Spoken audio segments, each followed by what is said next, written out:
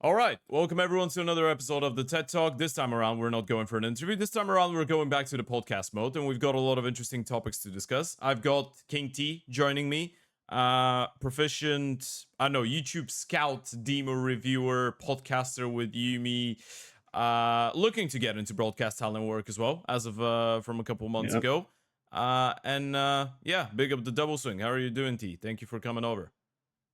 Oh no, it's my pleasure to be on. Yeah, prolific, proficient, whatever you want to call it. I'd go with more prolific than proficient at this point, just given the numbers. But yeah, no, it's been good. It's been good. I'm glad to be here. Curious to see what TED Talk's all about behind the scenes as someone who's actually on the show. Like see what the pressure's like. If it's right, if it's the show where I'm going to struggle all of a sudden, damn. Yeah, this is we use this as an audition for the real TED Talk, you know, the one where they put you on a stage and they make you talk about life. If you manage well here, then I pull some strings, and then in a couple months' time you're on that show over there. That's how it usually works. Yeah, that's going to be more difficult. Honestly, I have to prep a whole topic. I don't know what I'm going to talk about. By the way, this is a big it's a big fear of mine. I thought about it like a couple months ago. That's a bit of an off topic, but I was like, imagine all those people that need to go on stage and sound so inspiring, sound so successful, and then you're like, what if you're coming in from esports? What do you say? You just go out and lie to people that you're coming in from the best place in the world and that your work of field is fantastic. I mean, I could do it. I think I could lie and make it seem like esports is the best place to be. Sure. Everyone's just making it killing, and this is all the inspirational stuff I've done. I think I could BS my way through. I could pass the charisma check, to use the D&D terminology. Okay. Like I could fudge the line a bit and be like, yeah. It's wonderful. It's wonderful. Yeah, especially if the people in the audience are like, oh, esports, I play a little bit of Candy Crush. They probably have something like, I like gaming. Of course I'm a gamer. Okay, interesting stuff. So today, we will be discussing, we've gathered here today to discuss a couple interesting things. So first things first, we're going to be talking about FISSURE, which is pretty convenient because at the time of us recording this, some of the first games of the tournament have already started. But the main thing is that you, for anyone that might be watching and doesn't know, you are putting a lot of your focus on the development of young players. You're trying to scout them, you're trying to find them early on, you're watching a lot of Tier 2, Tier 3 Counter-Strike, Tier 1 as well, obviously, because of the double swing. But the main purpose of this show is going to be, first, we're going to start off with a little bit of a recap of some of the most interesting things that we are expecting to happen to FISSURE, some of the main storylines. But 80% of this show is going to be directed towards us speaking about some of the most exciting young players, in our opinion, right now in online Counter-Strike, and some of the teams that we think have been making waves, so to speak, throughout the last couple of weeks. But we're going to start it off with FISSURE. And as a true host, I will actually throw the ball in your corner. And I'm going to start it off with just a straight up question. And I'm going to give you an open mic. What do you think about Magisk going back to Astralis? I mean, there's recession indicators, and then there's just recessions. And This one's just, they're broke, man. They're just so broke. This screams everything we've said for PR was true. We weren't just making stuff up. Stan wasn't just asked to give this nice story. We wanted to bench him, but we asked him to make it about himself. No, this seems like, to me, Stan genuinely wanted to step back, and they had to panic. They had to try and figure out a way to avoid disaster. And by disaster, I mean having 4 players on the roster and forfeiting matches, which just kills your VRS. So they had to just find a replacement. They couldn't figure out, are we going to get enough money from this acquisition? Can we then go buy out? I don't know. Can we take a move at, like, maybe try Blame F, maybe go look for one of these ecstatic riflers? No. They're like, okay, who's cheap and not terrible? Well, not too terrible. And they went, Magisk, that'll do. Certainly doesn't solve any of their real problems. I don't think makes them, honestly, I just think it makes them worse. It doesn't make them a contender in any noticeable way. It doesn't improve any of the glaring weaknesses they had before, where you couldn't really rely on anyone to come out with the firepower in the star roles. Bringing in a support and moving a support to a star player role doesn't typically fix that problem. So I'm not bought into this. I don't know about you, but I'm really not a fan of this in a Counter-Strike context. Sure. And I do think it is purely about the balance sheet. I feel like It is a weird one, right? Because there is that dynamic of, oh, we probably respect Magisk a lot, and he obviously has good connection with the organization. Good thing for Astralis. Now the org is probably a little bit more stable after they've been bought out, right? So this is a good thing for the remaining of the players. I actually think role-wise, this one makes a little bit of sense. And the way that I think it makes a little bit of sense is that Stown was supposed to be a star on this team, but was he really a star? That's my main question, because you're looking at, let's say, T-side wise, he's a lurker. Can Magisk fit into being a lurker? Probably yes. Can he be aggressive? Probably not. He can't be one of those new wave young lurkers that can be star players and have between, let's say, 18 and 20% opening attempts, even though they're on the T side. But was Stown doing that? I don't really think so. I feel like, for me right now, Stown throughout the last couple of months was not really that type of a game-changing player, if you will. I would say that I was looking more at guys like Stair, even Yabi. I think still has been pretty solid. After HUASOPEEK's arrived, Stair obviously has been given a little bit more space. So I think there's other people on this team that could do the heavy lifting. And as much as this is a little bit weird, because you are seeing Magisk back with an Astralis jersey in 2025, I feel like this is going to open up maybe a little bit of space for us to see if Yabi and Stown, or Yabi and Stair, sorry, can be the new Yabi and Stown, pretty much. Even though obviously Stair and Stown are different players, but because of the ST, I feel like it's going to put a little bit more pressure on them. But in the same time, it does provide some level of security, maybe, because I don't think Magisk was doing that bad towards the end of Falcons. I mean, he wasn't great, but he wasn't terrible. Oh, it depends. Because if you want to give him a lot of credit for his just basic anchoring supportive play, Sure. on the CT side especially, you can be like, yeah, he had acceptable numbers in buy v buys. If you watched his POV, he rarely did stupid things. He didn't assert himself in any particular way. He wasn't a heavy god playmaking out of the anchor spot, but he wasn't just a problem. He wasn't, to make a really out-of-date reference, but he was one of the most painful anchors to watch. He wasn't a Kyojin just going for a headshot and dying every time. Like, he was a solid, real anchor.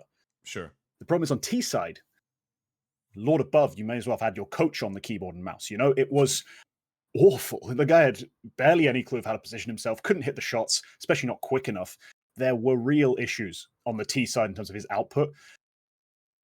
You can make the case that with HUASOPEEK and with the way they've been playing, Astralis don't need a better T side. They maybe would need a better defense. That's been one of their issues.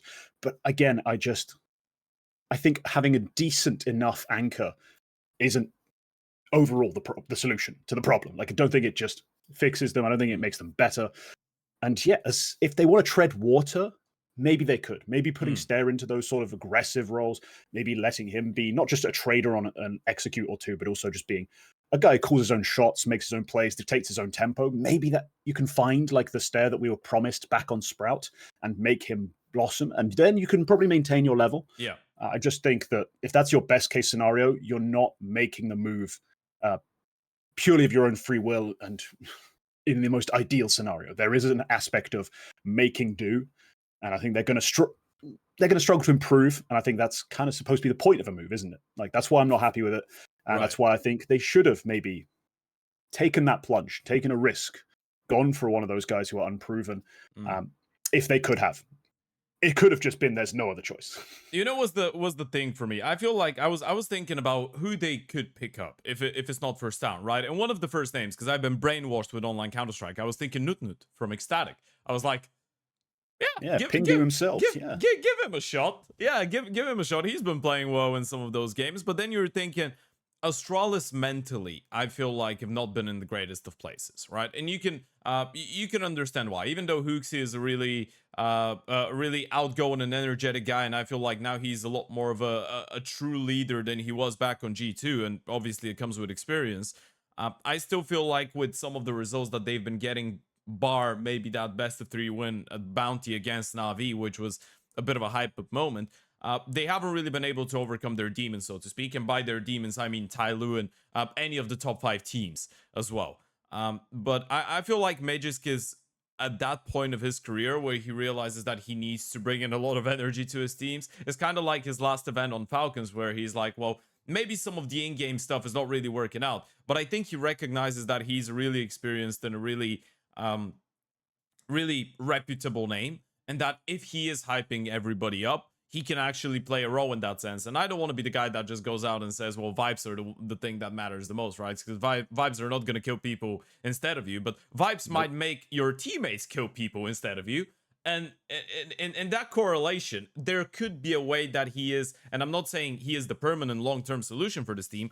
I'm saying for the next couple of months, maybe he could help them out a little bit to feel a bit more energetic in the server, feel the belief a little bit more. This is what I'm looking for. I'm looking at Magisk and I'm saying, you're supposed to be a motivational coach for this team. You go in, you provide some kind of stability, and you make everyone believe, even if it's a little bit delusional, that they're much better than they actually are, and maybe fake it till you make it. You will actually be really good, because I do still believe that this Astralis lineup with HUASOPEEK as the IGL has a lot of potential. I refuse to believe that those guys can't take a best of 3 off of Tyloo. Oof. So much to unpack there, really. Firstly, I didn't take you for a vibe cell. It's fine. It's fine. We all have our own little quirks. As an aim cell myself, right? I do know that sometimes it's a limiting world. It's for you whatever to be is so convenient for my point cell, pretty much. Oh, you are? Okay, yeah. Okay. No, but also it kind of is an indictment, I think, on Rugger to come out here and be like, they need someone who can basically be the coach. And I'm like, they have a coach. He should be the coach. Right. And just Magisk has been very energetic and very fiery in the past. You know, yeah, it's been a part of his game from, you know, Dignitas to Prime Astralis to even, you know, when he was on bad teams, he always had, you know, certain fire. And I get where the value in that comes from. I've been a competitor. I understand competing energy matters. At the end of the day, I still need someone to shoot people. I don't think he's the guy. I don't think this team is going to get better with this move.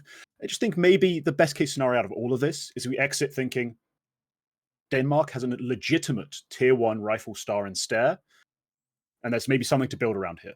Right. I think that's the best case scenario. Even then, I don't think they really even make playoffs at this event. Like, I think they're going to struggle to get out of this Swiss. I mean, FISSURE is really stacked, isn't it? You're looking at the fact that they were able to make playoffs in the previous FISSURE doesn't really mean a lot here, does it? Because you're looking relatively unimpressive, isn't it? Relatively unimpressive. Yeah, considering they did lose to Tyloo, and I mean I love Tyloo, but if you are Astralis with the aspirations and the players that you have, you probably should be beating them, even if they're peaking, right? Even if they're playing great Counter-Strike. And now you've got the Mongols here, you've got G2, you've got Falcons, you've got Aurora, you've got Furia, 3D Max are looking good. FaZe is, interestingly enough, not even a top 5 team at this event, and that tells you enough.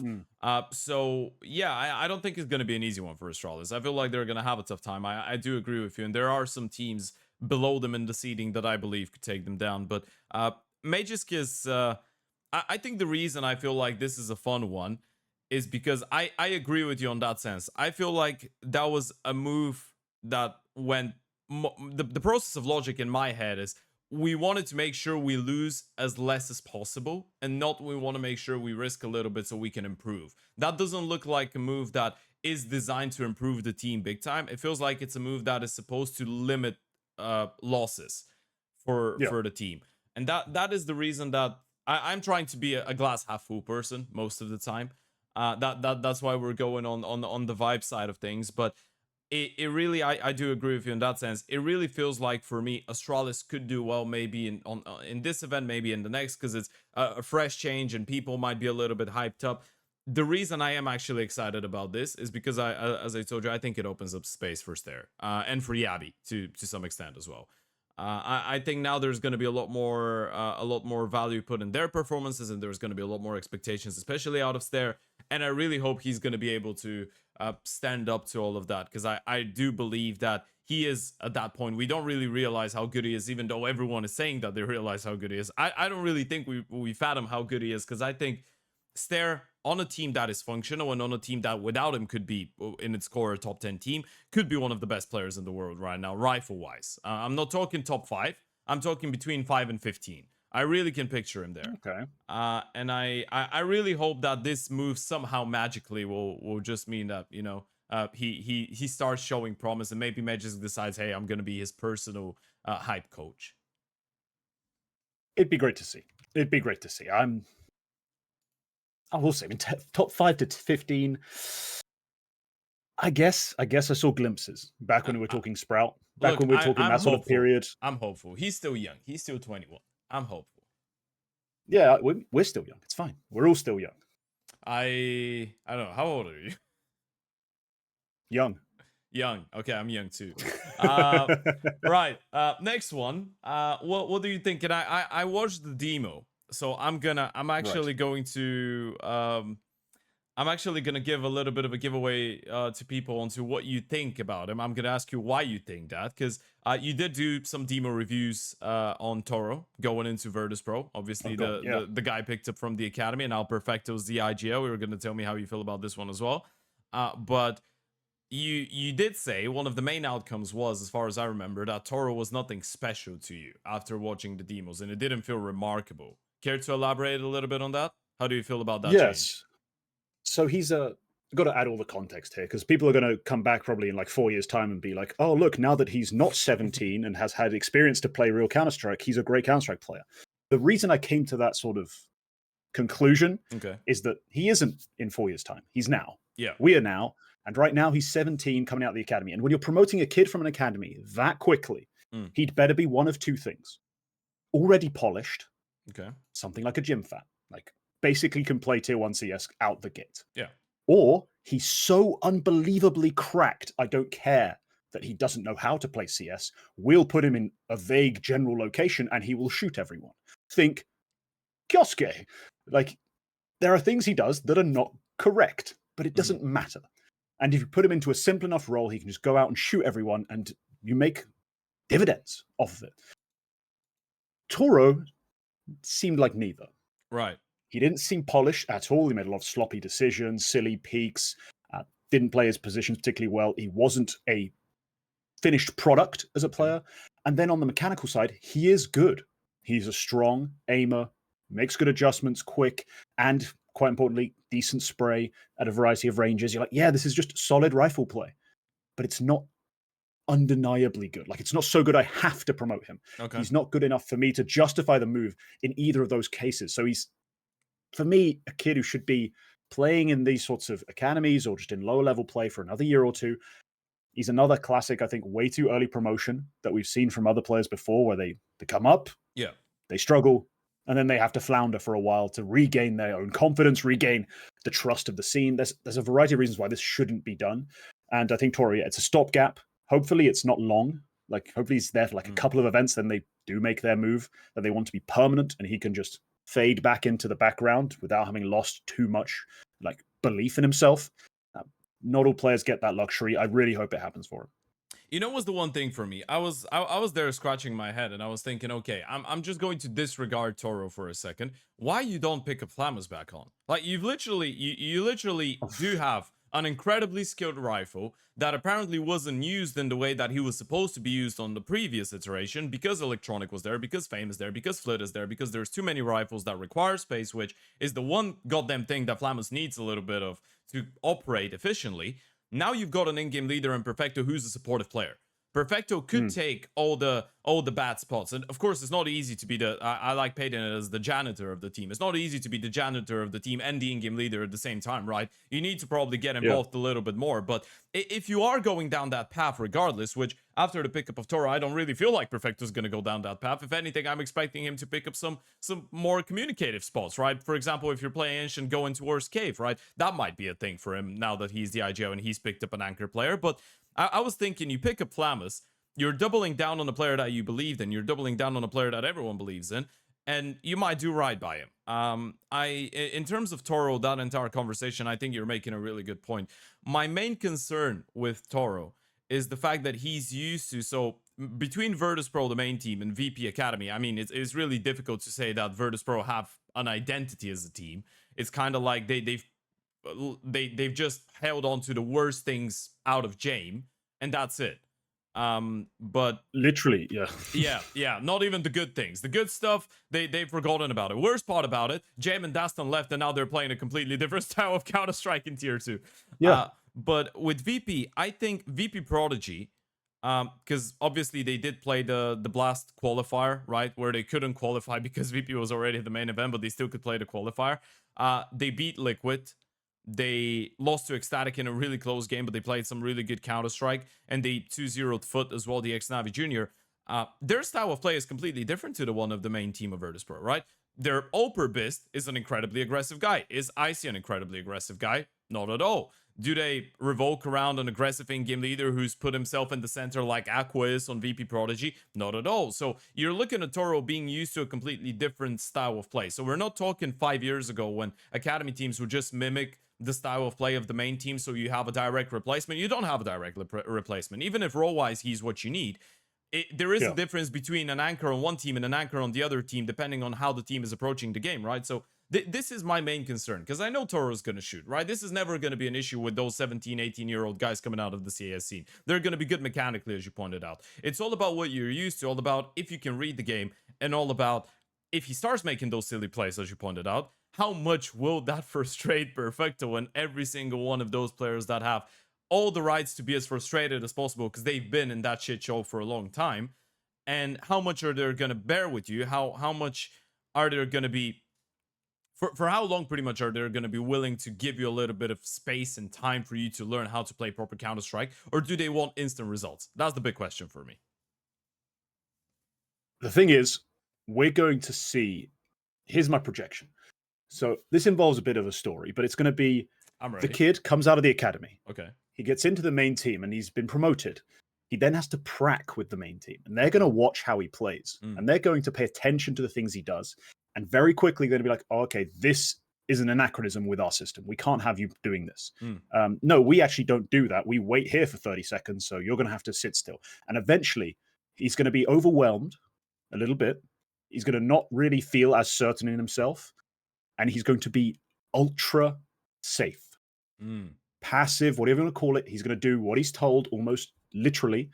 You know, he's going to be kind of uncomfortable, I think, just a little bit. There's a very slim chance he comes out and plays anything resembling his old style of CS. I don't think he's going to do any of that stuff. He is going to be playing to the best of his ability within the confines of what VP main team want to play. Okay. Which is, if they're still playing the, as I call it, like the funeral doom of Counter-Strike, where everyone's alive at a minute 30 seconds, and everyone's just waiting and pondering and slowly, and there's no pace change, there's nothing. If they're still playing like that, he's just going to be awkwardly sitting there doing nothing. Like, he's just going to buy in, I guess, in the way they want him to. And that's going to be frustrating for everyone involved, I think. Just really frustrating, because we're going to have to watch it and they're going to have to lose. And that's just going to be a whole mess. There's a chance. Perfecto comes in and is like, actually, I've had these great brain waves about how to call. And he's going to all of a sudden be running, 30-second mark executes, pops on every bomb site. He's going to be throwing God flashes. There's a tiny chance. But if that's happening, we might see something different. But I think realistically, we're just going to see an ugly mess with Toro just blending in.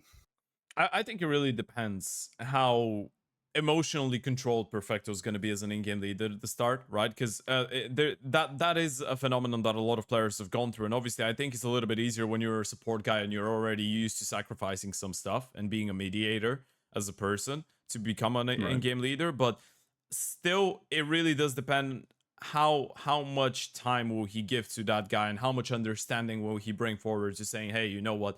For me, that stuff sounds really basic, and I shouldn't be explaining that to another professional player. But in reality, this is a teenager that's played just Academy League Counter-Strike for not even a year, right? So I need to give him the space and time. If Perfecto realizes that and approaches the situation well alongside Finn, the coach, I think this is where they can do justice by Toro the way that they couldn't towards Flamus, right? Because I think what you're saying is really vital, because Flamus didn't look like himself on VP towards the end. It felt like he was playing not to make mistakes. It felt like he was afraid to go for plays, and because he could go down in a really silly way, and then electronic is just going to be turning around and screaming at him. I hope Perfecto's not that type of an in-game leader. I don't think he is that type of an in-game leader. I honestly believe he's going to be a lot more controlled, and I feel like obviously him going out and saying Blade wanted him to be the IGL, we can't put too much emphasis onto that, but let's just say if Blade in his mind thinks to a 10% thought, he's like, well, maybe this person could be an in-game leader, then there might be something there. It's not a guarantee, but there might be something, because he knows him, he's worked with him.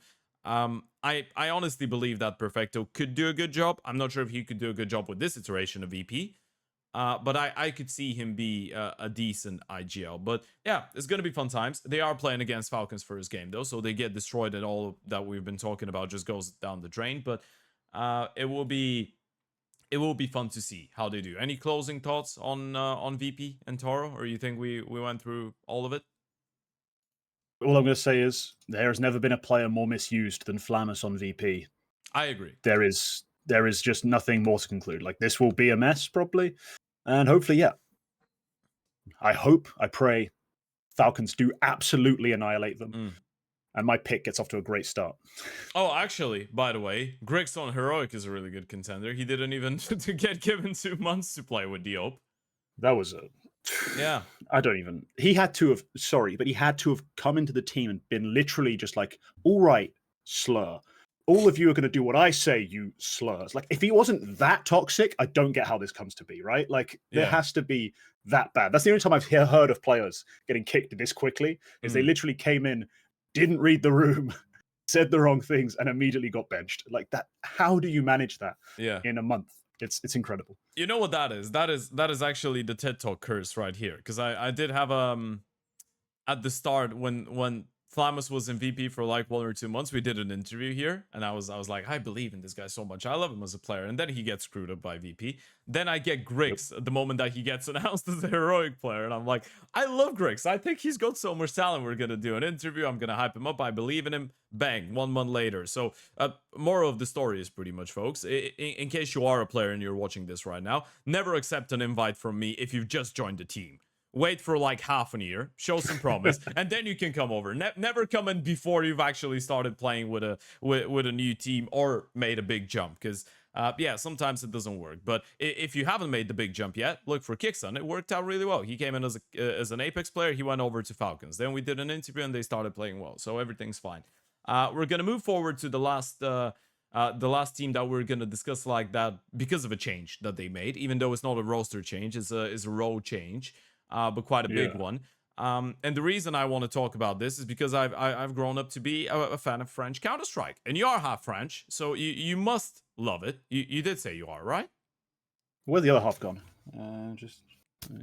No, you're trolling me right now. There was something about French heritage right there. I don't know where the other half of it went, though. It's all French. It's all French all the way back. I think it's in the mustache. Oh, it's all French. All right, yeah. I thought it was half French, half British. No, you take one level of, like, 1 degree of separation from me, and it's literally, you're back in the villages in France. Like, the rest of all my family that aren't my parents and my sisters are all in the French villages. Like, there's nothing else. All right, yeah, that's perfect. Then we both should like, I hope, French Counter-Strike. So let's talk 3D Max Gravity in-game leader. Did you see that one coming? Of course not. What is this? Like, he's the youngest on this team, right? Yeah. This is an old ass team, and he's 21. Yeah. No, I didn't see this happening, and especially not because the calling itself, it was always with 3D Max this sort of very boom or bust, almost. I always call it like Napoleonic sort of style, where it's like all in on this idea, and it may cost us the entire team, but we think it'll work. Right. So we're gonna try it, and it was a lot of like just heavy gambits. Full rotates, stacks, hard execs with groups. And it worked to make the most of what is a pretty underpowered team. Okay. Look, if you can get, like, in any way, by hook or by crook, a 130 rating in a series out of lucky, you're doing something phenomenal. The guy is not a strong aimer. He's not particularly special in any other secret way. He's just able to trade out players because their system is built that way. Like, it's built to create great trading opportunities, and he's the guy who typically profits. Their entries have been honestly terrible when it comes to actually finding entry kills. Gravity himself takes like a ridiculous share of their opening attempts on T side, succeeds almost never. Their style was all about heavy buy-in to, trading, closing out rounds off the back of space taken, and just gambling off the back of a Maka read. The fact that they're willing to switch to Gravity IGL, considering bodies on the team, considering the amount of veteran players they have that aren't Gravity, leads me to believe there was probably a decent amount of collaboration in terms of what we're doing when. and also that they are sort of desperate / delusional that they can be better than what they've been. I consider this team peaking around 11th in the world to be a fantastic achievement. And I'm talking, if you want to do more, we have to start making changes. We have to start taking gambles. Start scouting Nidoria. I mean, maybe you'll like him more than I do, 3D Max. So maybe take a look at Netu, who I'm a big fan of.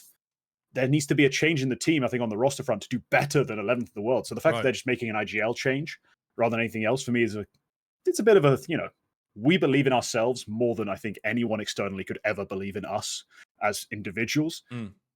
But to be fair, what always made them great was how the whole was being used. So I don't see Gravity as that IGL to make it even better. I just think it's sort of a desperation move to try and change something up, considering they have been stagnant around 11th. Like that's what it feels like. For me, 3D Max has always been a fun team because I do believe that individually they do have the skill and they have the unique approach to the game to be the reason I love them is because they have a clear identity, right? They are a team that plays hyper aggressive Counter-Strike, sometimes too much, well, most of the time too much, and they never stop. Most of the time. Yeah they never stop. They always go, and I like that. I respect that you're doubling down on your ways. I feel like it does make a little bit of sense in a weird way to give that IGL spot to Gravity because he is the younger guy. He is the guy that is susceptible to having a more unique approach to the game and being able to hear everyone out and actually form an opinion on how he wants to approach the game to make everyone happy, right? He's not going to be as stale in his approach and vision for the game. That's not to say that Maka was, but it definitely is a little bit easier to shape a young in-game leader like this, and he definitely has a different approach to how to be an in-game leader. In terms of body, this is something that I think is a pretty valid concern, but I would say I don't think you want to give Body more responsibility because individually he's really good. I think you want to let Body enjoy the fact that he's living through probably the peak individually of his career throughout the last couple of years, because I think as an individual he's cracked. And I think he still can have enough input, right? He's experienced enough to help out the in-game leader. I really don't know if you want to give him the burden of being the IGL, because then you're handicapping his individual performance. And for what it's worth, I do believe that he's probably skill-wise the best rifler on this team. So I think you would have probably handicapped your best player a little bit by giving him the IGL. And I still think Maka being on the team is gonna, and Body being on the team is gonna help Gravity. My main point here, obviously, by the way, what you mentioned about Naitu, I think that is an excellent idea, and I'm actually shocked that they haven't looked into it so far. But obviously, there's apparently good energy and good trust between the players, and they want to see how far they can go. But I think with potential changes, I would say that this change puts a lot of pressure on Maka, right? Because he's not the in-game leader anymore. He's just the Oper, right? So being just the Oper, you need to start being a little bit more of a star. Because back in the day, when he wouldn't have massive numbers, we'd say, well, he's the IGL. They have a lot of good rifles. They're trying to give space. They have a lot of depth on T side. They're switching things up, given a lot of space to the aggressive riflers, guys like Body, guys like Gravity, guys like Exorcist, running in, going for fights, blah, blah, blah. Now that's not the case. Gravity is going to be the IGL. Maka needs to actually have a little bit more output on the big green, number-wise, and he needs to step up in more games. So I think, as much as I really like Maka, I think this is the time for him in the next couple of months to show that he deserves to be on this team as an Oper, and that he's good enough to be on the top 15 team as an Oper, and as of right now, even a top 10 team, because according to the VRS, if we're putting any value on that, they're actually... No. All right, they're not number 9, they're number 11. So they are a top 15 team, technically. And Maka needs to show that he's a good enough pure Oper for all of that. Now, the good thing is they do have a little bit of momentum going into this event, because they did Esports World Cup. They beat Navi. They get a map off of TheMongolZ, which is great. And then they won the Perfect World CS Challenge Series 1, where they took down Tyloo twice and Limvision once, which means that they're automatically better than Astralis. Yeah, the one thing that you've not been able to rely on in terms of 3D Max to judge their level is past results. They have been able to beat people that they can lose to 3 times in a row. They've been able to lose to people they've beaten 3 times in a row. They've been all over the shop as far as results. And again, that just brings me back to the style. It's just the style. And I can see, I can see in theory the value of getting Maka off the IGL spot into just a pure Oper, because he's the only player on the team. And this was I thought this might be true, but I checked the numbers. He is the only player on the team that in big events this year wins more opening duels than he loses. Yeah. Just absolutely mind-blowing how poor this team is at finding that first frag. When they get it, they win the round. Like, then they're actually about around average for 5v4 win percentage. They're not a terrible team. It's just I don't think they have the firepower. Sure. Maybe getting Maka into that pure AWPing role gets him more opportunity to take opening fights and he can win them. I mean, he's had so many crazy highlights over the years where he's bailed them out of rounds with stupid multis on the AWP. There's something there. There is a spark that he can tap into at times and really explode. We just haven't seen it very often this year. And this year's a lot of their wins, a lot of their sort of success really overall has been based on sound fundamental trading, good play when they do get those openings. They are well drilled and they all buy in, and that's all great. I'm just still worried about the firepower. If this is the solution, fantastic. Love it. French Counter-Strike to the moon. And by to the moon with this team, I mean number 8 in the world. But hey, we'll take it. We'll take it. In an era of international play, there's a French national team. I'm not going to stand here as a Bulgarian and listen to that slander, by the way. Do you know what number 8 in the world would mean for me? For a Bulgarian team? I get it. I get it. I get it entirely. But hey, I'm used to winning majors, you know? There's a different, especially if Gamer Legion's on the other side of the server. Yeah, I guess. Yeah, Gamer Legion, Fnatic, NIP. Yeah, we're not going down. Whoever it was, whoever it was, we were beating. That's 10 years ago. I thought we were young. Who's talking about 10 years ago? As long as it's more recent than the last time the English won, we count it. So you know, I think anything's more recent than that. Exactly. So I'm counting all of it. Count it all. Right. Yeah. Bulgaria had that one World Cup in football in 1994 where we were number 4 in the world. We're still good at football. It doesn't really matter that we can lose to just one player out of Spain's national team. Okay, that was it for 3D Max. I am actually hopeful. I really am. I think they are playing entertaining Counter-Strike. I feel like they are one of those teams that I agree with you. It's difficult to evaluate because you can't really call them gatekeepers because they could lose to anyone, literally. But exactly, that's a gate that just sometimes just falls over, and you're like, I thought you were no, just pick it back up. Is it going to work this time? And then this time, yes, it does keep someone out. It's just the gate frame. But the middle part of it is sometimes there, sometimes it isn't. The thing is, it is interesting because they're unpredictable because they're playing against the Mongols. You could probably see them if the Mongols are having an off, they beat them. But then they could lose 13-2, 13-2 the other time they meet, right? So that's why 3D Max is great. And finally, when it comes down to FISSURE, because we do have, I think, 4 teams that are going to be really interesting for different reasons. So first of all, we've got the battle for the trophy. We're going to keep this one nice and short because we still have another entire segment to talk about, and we're already reaching the 40-minute mark. G2 and the Mongols, I think it's fair to say, are the 2 teams that everyone's going to have massive expectations of going into this tournament, alongside the Falcons to some extent. But G2 and Mongols are the hot teams on the block. So for you looking at the list of teams between those 2, or maybe you have a Hail Mary, maybe you expect a lot out of Tyloo, I don't know, or you expect a lot out of Aurora, you're going to tell me. But which is the team that you believe in the most, and which is the team that you think should win this event? Because there always is that type of a team that needs to win the event in order to prove something, or at least do really well. Obviously, for me, it's the Mongols. Okay. For me, the Mongols coming into this event, if you look at those top contending sort of class, that top tier of team at this event, you probably go as far as down to FaZe, just on pedigree. But really, it's Mongols, G2, Aurora, Furia, Falcons. Mongols are the only one that come into this with known level. Like, we know what we kind of have seen from Mongols this season. We know how good they are. They've won titles. They've played grand finals. They've been pretty much consistently a title contending team. And there's no one here at this event who's outright better than them. There's no spirit. There's no vitality. And even then, you know, they're capable of beating both. It's just those are the 2 teams you'd expect them to lose to in a playoff setting. And maybe Mouse. They should be maybe Mouse, but that one's really up in the air. I mean, if you play them in a grand final, basically a free win. Play them in a semi, semi or a quarter, you're going to have some trouble because they have to make top 4. They have to make top 4. That's just like in the contract, I think, in Counter-Strike right now. If you join as a pro, must let Mouse be 3rd, 4th at worst. Yeah, but must not win an event. Yeah, they can't be allowed to win the event. Don't be ridiculous. Yeah. Let's not be silly. But yeah, the Mongols for me have to be the favorite. You know, they're so explosive. They've got so many great individuals. They do have their sort of concerns. Obviously, when it comes to on a big stage, sometimes I don't get 910 and Senzu. enough. Like I don't get them enough. Sure. I get them for one map, I'll get both.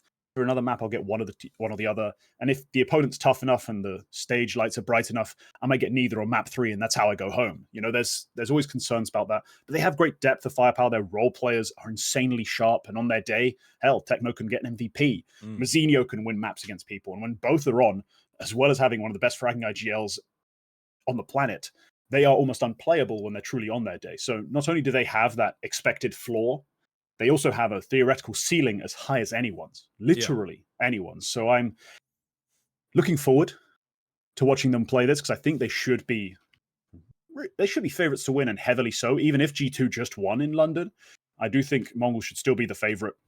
And I'll be fascinated to watch their matchups with teams like Falcons in the playoffs and see how they hold up to some of that pressure.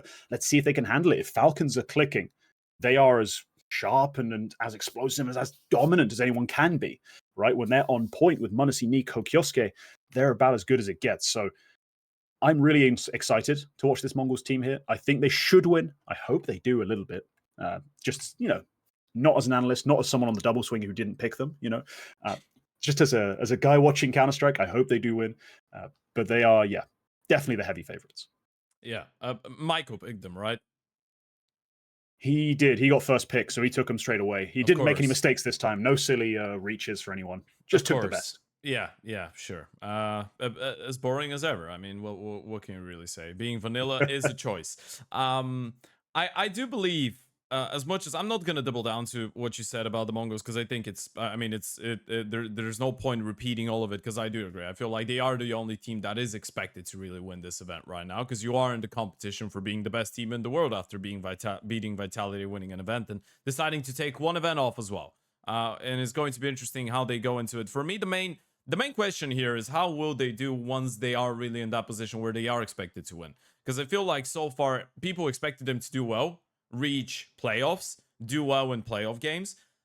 I don't really remember a lot of tier 1 events where I looked at the list of teams and I was like, the Mongols need to win this. They have something to prove. They are the one team that should win pretty comfortably. I think this is a first, actually, for them, considering the others are not around, but there still is some really good teams, right? You're not playing a tier 2 LAN event where obviously you're expected, but you are so much better than everybody else that it shouldn't even be a competition. You've got a couple teams that could compete, as you pointed out. Falcons are here, G2 are here, and they're in form. I am really interested to see how they deal with all of that. I'm really interested to see what the mindset is going to be like. For whatever reason, I am quite confident that they will still play the same type of Counter-Strike, because I think their improvement has been incredibly gradual towards the last couple of years, so I'm not really worried. G2 is one that I'm interested in, because I find this team incredibly entertaining. It's probably the one team that I like watching the most right now out of the top 5 teams for entertainment purposes, and I would say they're a top 5 team at this point. I just think, for me, I'm waiting for the moment when they crumble with one event to see how they deal with it. Because to be realistic, unless you are Vitality and what they did in the first 6-7 months, and we're going to keep having that conversation as time goes on, actually realizing how impressive what they did was, you will have those off moments when you're a new team and you smash everything out the bat. You will have a couple events that don't go your way. You lose a game you're not supposed to. You be off, or someone's not going to have a good game calling wise, or prep is not going to be there. I still think G2 is phenomenal, and I think what Hunter and Saw have been able to do in just a matter of a couple months is great. Heavy got for the first time, looks like the player he's supposed to be, and I don't think it was his fault he didn't look like it before. I think it's just a compliment to everybody else now that he is able to play that Counter-Strike. But it will be interesting for me to see for how long they can keep that great form going, and when will they go through their first hurdle, and more so how they deal with the first hurdle, because I think this is what forges good teams. If you're able to go through a bit of a crisis, have a couple of events, a couple of games that you're not supposed to lose, you lose them, and then come back and play good Counter-Strike, that means that we're doing something here. It doesn't mean that we're just gathering up a couple players that are playing really well at the start, but then the moment there's some kind of a difficulty, the relationship falls apart. It's kind of like those matches made of heaven, right? Where a friend of yours starts dating, and then on the second week, he's like, I found the love of my life. And then you forget to, I don't know, wash the dishes, and then they break up. That's not what I want to see out of G2. I want to see them being able to have that argument about the dishes. One person calls the other a pig. The other person says sorry to the first one. They take care of the dishes, and they keep moving with their life. Yeah. Interesting enough metaphor. The thing is, they have played 4 events now.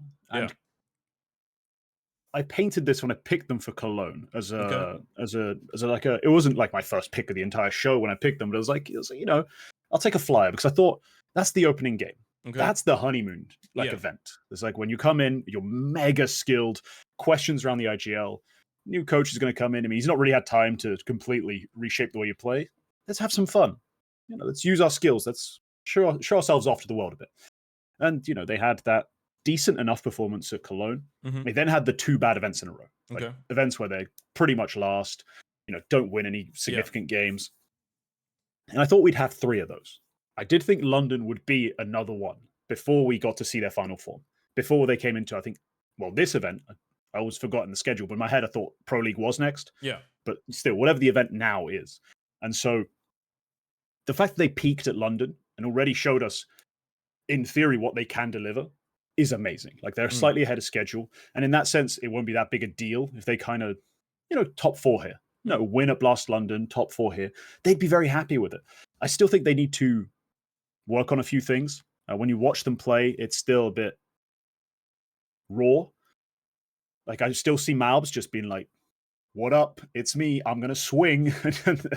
Sometimes it works. Sometimes he rips everyone's head off and GG round over, and you win an Inferno T-side 10 rounds to 2 just because the lobotomist decided he's got a busy schedule, right? That's great.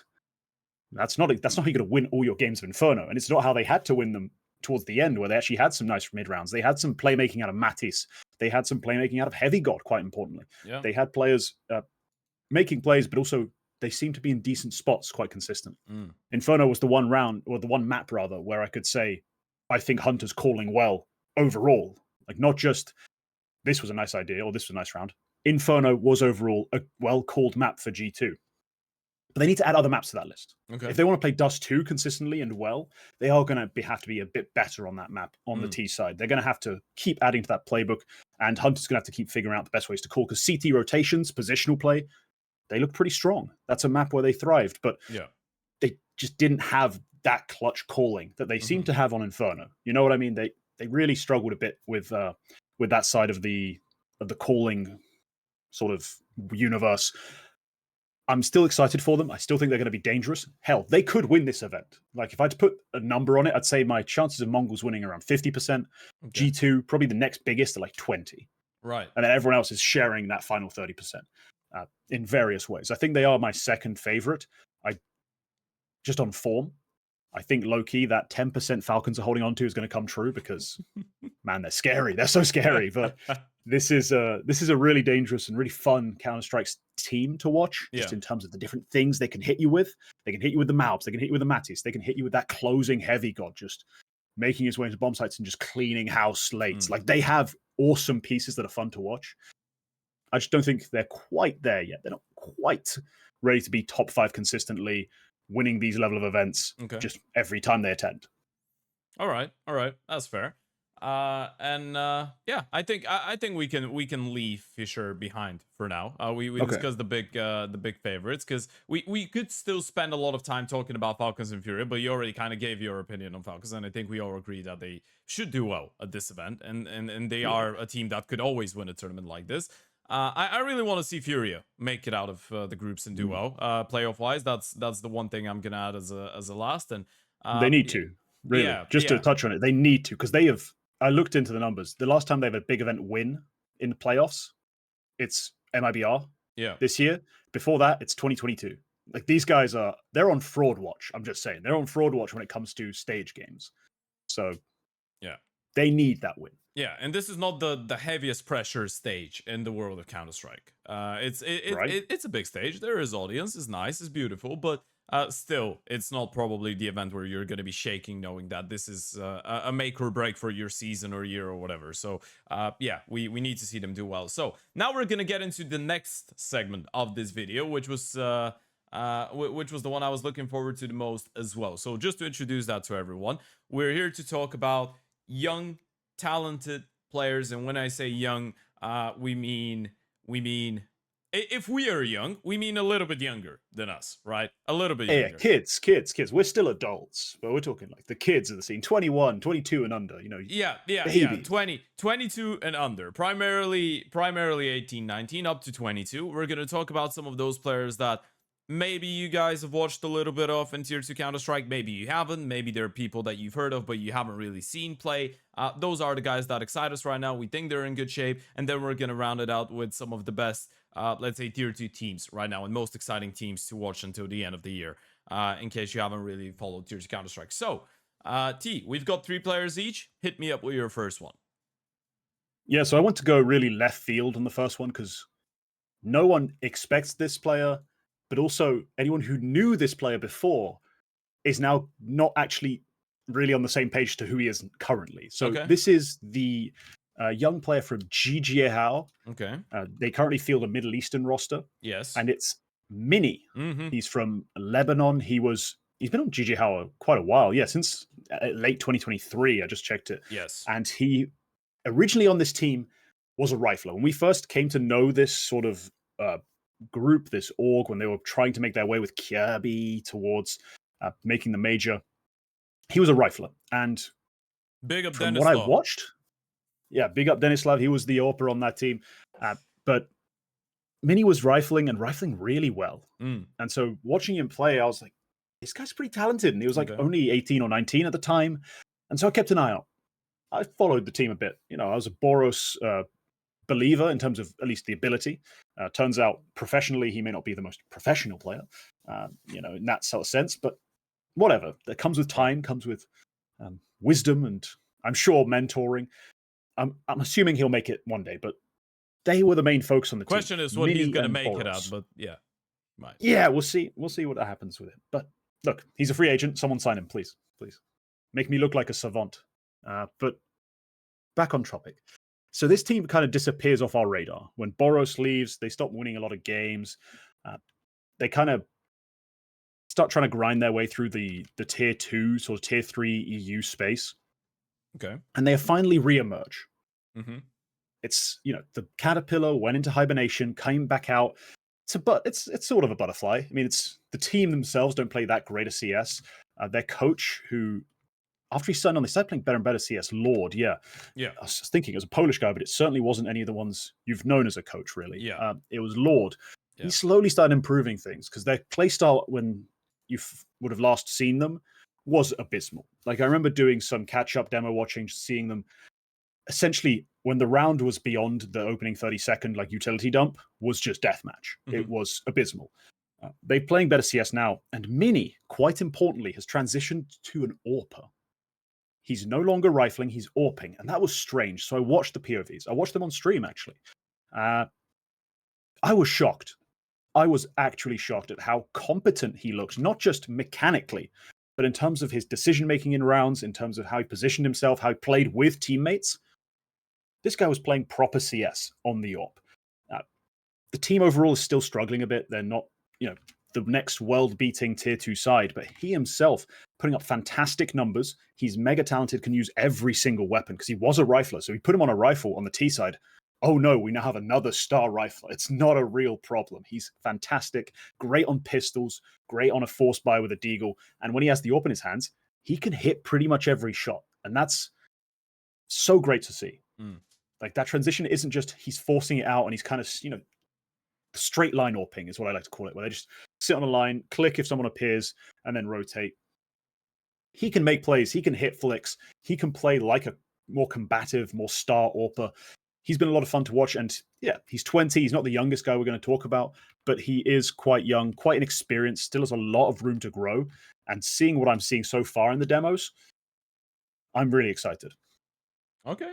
I like the pick. The moment that you sent me that name, I actually liked it a lot because I got to cast BC.GAME in the StarLadder close qualifier, where unfortunately they couldn't pick up a map. But no, they got crushed. for the fact that for the fact that they didn't pick up a map, they actually did look like a pretty interesting team to watch. Their games weren't the most well. They didn't pick up a map after winning the first game, but they I framed that. Who did they wrong. beat in the first one? I actually forgot. They beat Ecstatic. They 2-0'd Ecstatic. But we're not right, counting. that's that game. Yeah, we're not counting that one because it was they 13-0'd them on Dust2 and then 13-5 on Nuke. But when they played them in a couple days, they lost. But that's just Ecstatic being Ecstatic, right? Sometimes they're just gonna get crushed and things don't work out. But BC.GAME, the reason I got excited for Mini is I think you smashed it with the they don't really play that type of a genius Counter-Strike tactically, and sometimes it's a little bit scrappy. Obviously, they just rely, they are a face-it team for me right now. That is learning the fundamentals. They run around, if they hit the shots, they win. They make some mistakes, but if they compensate because of good individuals, they can do good stuff. And they have a hyper aggressive style. If you're a team like Ecstatic, that's why you're gonna get shocked the first time you play them. The second time you're not gonna have issues because now you know what they do.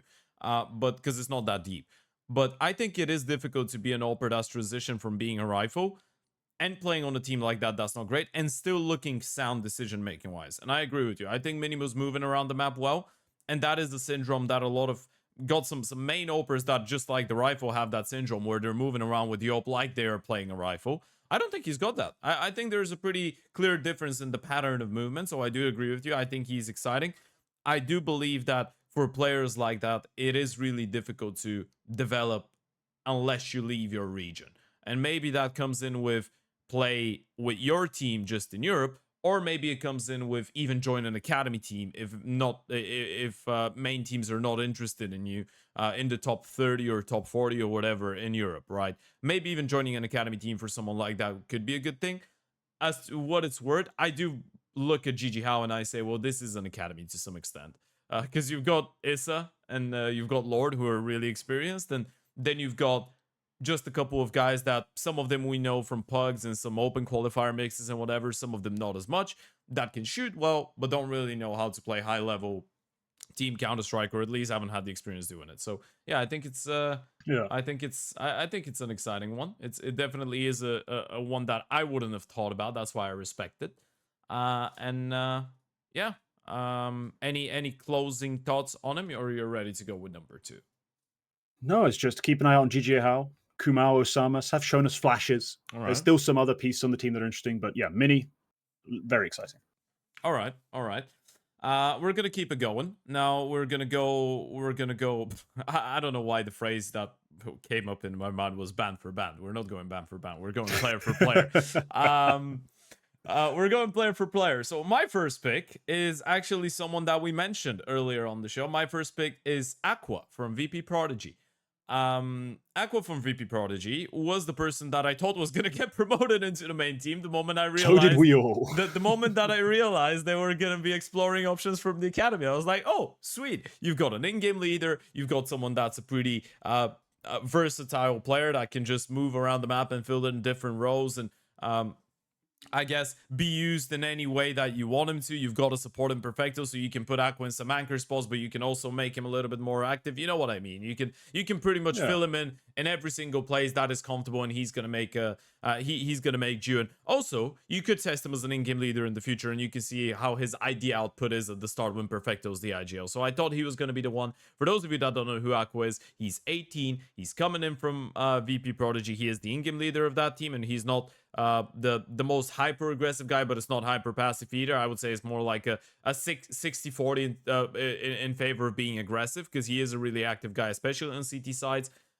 He started his professional career pretty much this year. He's got only 6 events on HLTV. He's won a lot of them with VP Prodigy. The thing is, it's not the types of events that you're going to be looking at in tier 2 Counter-Strike, like your CCTs, your Thunder picks and whatnot. It's a little bit of a lower tier, and a lot of them are against Western European teams. Against a lot of them are against other CAS teams, but he was the one that led them into that Blast qualifier. He was the one that helped them out with a really good performance, and they took down Liquid in a 2-1 fashion. They beat Foot as well. They lost a 3-mapper to Ecstatic. I feel like at this point we're just talking about people that have lost or beaten Ecstatic, or lost to or beaten Ecstatic just. But yeah, that's the ultimate test. The thing is, for Aqua, the reason I find this guy interesting is, first of all, I think for someone that has been playing professional Counter-Strike for less than 365 days, he's an incredibly mature in-game leader in terms of finding ways to give everyone freedom. I think he's doing a good job at trying to play standard Counter-Strike. And what I mean by standard Counter-Strike, I think he's trying to play logical CS. I think if you compare him to, because let's say another IGL that I like is Krabeni, the reason I wouldn't say they're anything alike is because the style of Navi Jr., for example, as much as it was really efficient and exciting, it was pure chaos. You're just running around, you're playing hyper aggressive, you're pushing, and you have a lot of firepower. VP Prodigy especially in that last qualifier, they were playing logical Counter-Strike. And I think a lot of it might be coming in from the coach of Problem, who's, for those of you that don't know, he's a CAS player and has been playing in the Russian scene or was playing in the Russian scene for quite a while. So he's an experienced guy. He played on Hellraisers. He played on a couple interesting teams, even though he never made it big, right? But he's got a nice vision for the game. So I think when it's going down to Aqua, I don't want to give all the credit to the coach for being able to make a team consisting of players between 16 and 19-year-olds look structured and disciplined, because this is what VP.Prodigy looked like. So in my eyes, if you're an in-game leader that is 18 years of age, you haven't played Counter-Strike professionally for more than 1 year, and you're making your team of players that are good individuals that sometimes make silly micro decisions like you pointed out with Toro, because there's a couple of them on VP.Prodigy. If you make the team on a macro level look structured and look like there's a clear idea and it's easy to tell what they're trying to do and it makes a lot of sense, I think you deserve a little bit of credit, especially when you throw in the fact that mechanically he's pretty sound. He's one of their highest rated players. He's been playing pretty consistently. I want to say he's not peaking. He's not dropping 30, 40 bomb. He's not doing that, but it feels like you're rarely getting an off game out of him individually, which is good because he's putting himself in positions where he's supposed to be putting out numbers. And in the same time, he's able to put out, he's able to deliver on the positions that he's taken. And another thing that I like about him is I feel like nowadays it is quite rare to see aggressive rifling IGLs that are able to find ways to give space to their AWPer as well. He is able to do that with Bist. And I think he's just great with his combinatory skills. I don't even know if that's how you translate that word in English, by the way. But I think he's good in combining all the different aspects of a team to make them efficient, right? Get the most out of them. I think he knows how to get the best out of his pieces, pretty much, and make people comfortable around him. So I definitely feel like it probably could have been one of those things where he gets promoted to the main team too early. So I think it might be actually the devil in disguise in a way. You give him a couple more years, I really see this guy being a top prospect for an in-game leader on a really high level. And also, because I just nerd about numbers, because I was talking about him being good mechanically. Across the last 10 maps that VP.Prodigy have played, he's been averaging 4.7 multi-kills per map. So he's individually, he's good as well. He's getting 5 multi-kills per map on average. He's decent. I like him. I think he'll be a good player. Yeah, the first thing that stood out to me, obviously looking into VP.Prodigy, just at a glance, was their IGL frags. Like, holy crap, he frags. And then you go and watch the games, and it kind of makes sense because he's just in the thick of it. Like, he's constantly involved. He's, taking space, making trades, being traded quite often. Even on the CT side, one of the things that was impressive about them when they beat Liquid, and this is a game I went into great detail on because I was fascinated by how this could happen. I think everyone did. Yeah, I was losing my mind. Yeah. I had the pleasure of casting this, by the way. Do you want to ask me how I felt about it? I didn't know. I didn't know who casts it. I didn't watch it live in that sense. I wanted to leave. Yeah, because I don't know what you made of what Liquid were doing, but it felt like they weren't just getting outshot. They were getting out-positioned. Yeah. As in, when there was space on the map, like, say, on Nuke, who's taking it? Who's seeing what's what? VP.Prodigy has Aqua making moves around the map. He's sending Triborg out looking for things. Forever's lurking around. Like, they're just constantly gathering that outer info, gathering info towards ramp, lobby, figuring out what it is that Liquid were doing, and then pouncing on it. And they've got, like, if you look at their stats just in terms of HLTV maps, they're one of the highest traded deaths percentages. Like, they really do emphasize that trading, and it's something you can do. Obviously, you can fudge the number by just playing hyper aggressive, just trade heavy CS that isn't necessarily good. But the fact that they're also very trade heavy on the defensive end, just to me screams to that. Like, the fact that they are just a team that will pair up and clear an area. They will go for that sort of info trade in the mid to late round to create a winning advantage. I think that comes down to the IGL. You can't necessarily coach that. Like, he has to call for it. He has to say, we're doing this, we're trying this. Often he's the one involved in the maneuver and the little play. So, no, I think he's a really interesting player to think about. An interesting player to follow.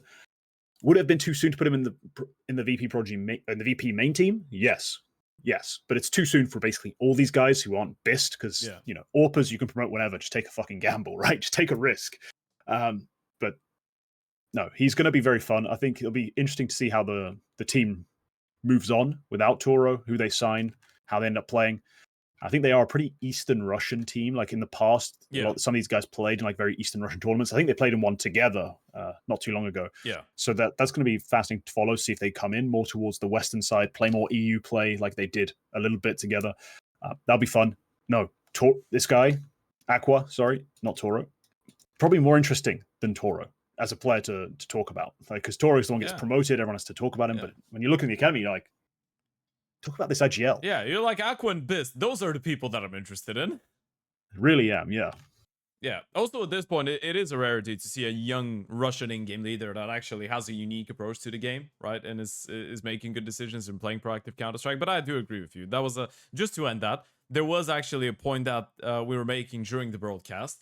If you were to hide the nicknames of the two teams of Liquid and VP Prodigy, you'd guess the other way around which one is which, right? Because VP Prodigy were playing the heads of Counter-Strike. They were taking the space. I completely agree with you. I feel like it was really impressive. So yeah, Aqua's one to be looking forward to.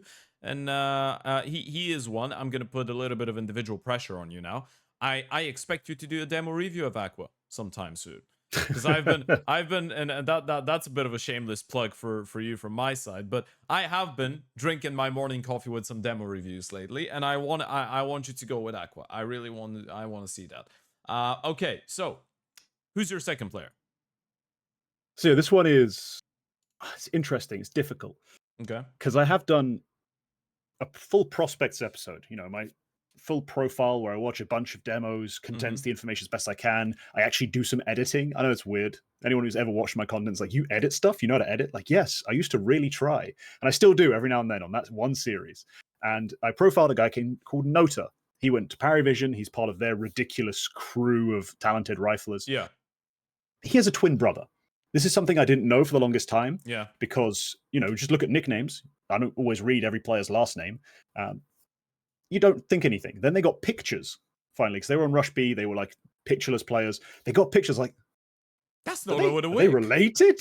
Like, they looked like the same dude. And I checked. I was like, oh, yeah, no. They have the same last name. They're probably twins, given their age is the same. Otherwise, oh, good job on the mum if that's not a pair of twins right there. Within a calendar year, 2 kids. Crazy work. So, yeah, clearly twins.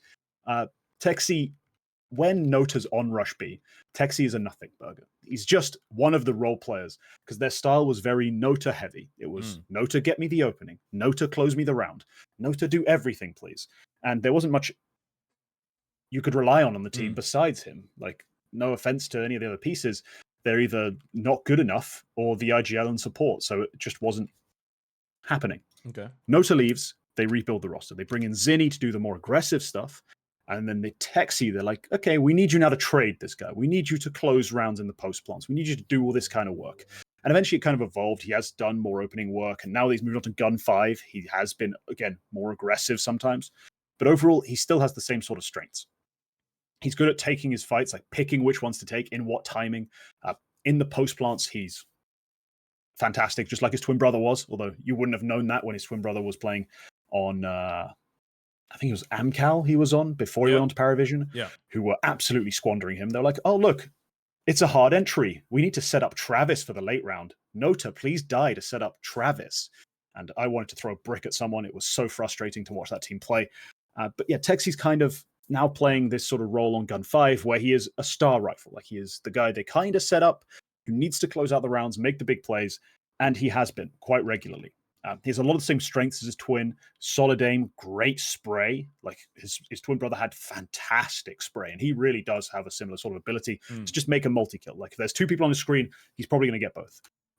Especially in the sort of context he works in, there's a good chance they're not always looking at him. There's a good chance it's a good flashbang. He's going to make the multi happen, though. He has that sort of tight control.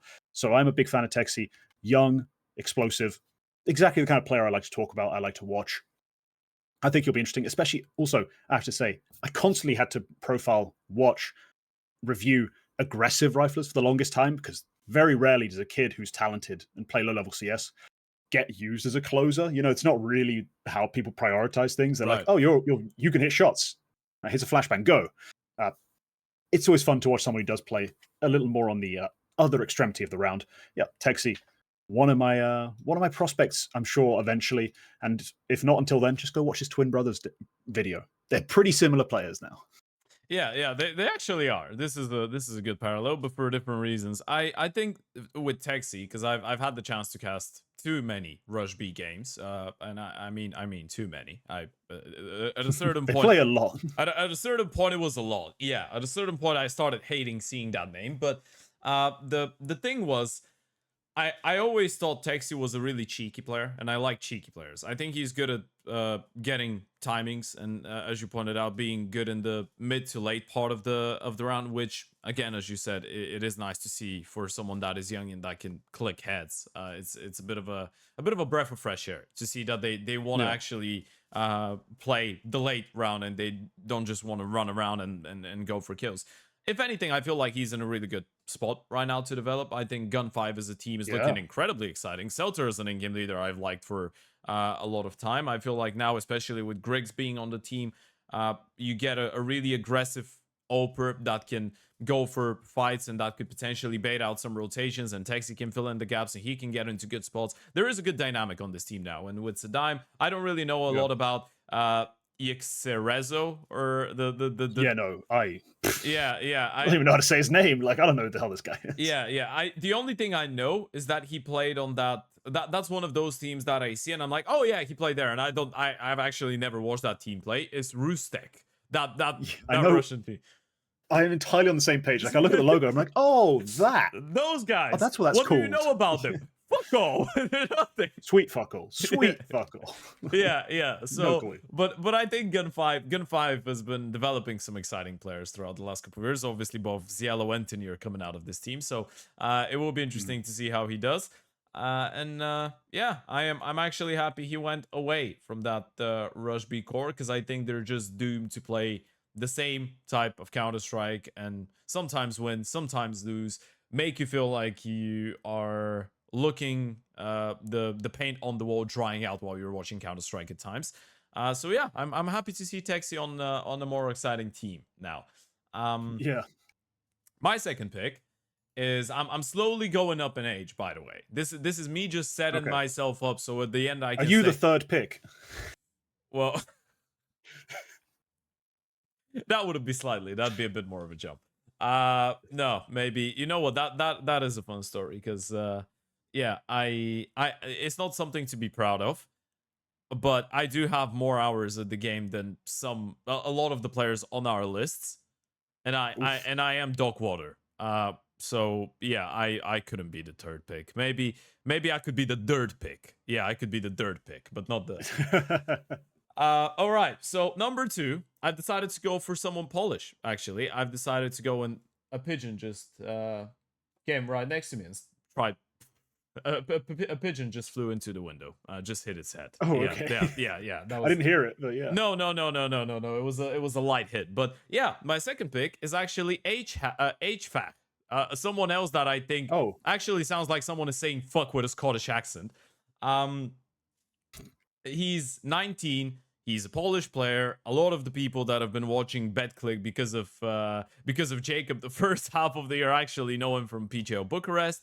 So hfah right now, he's not on BetClick anymore.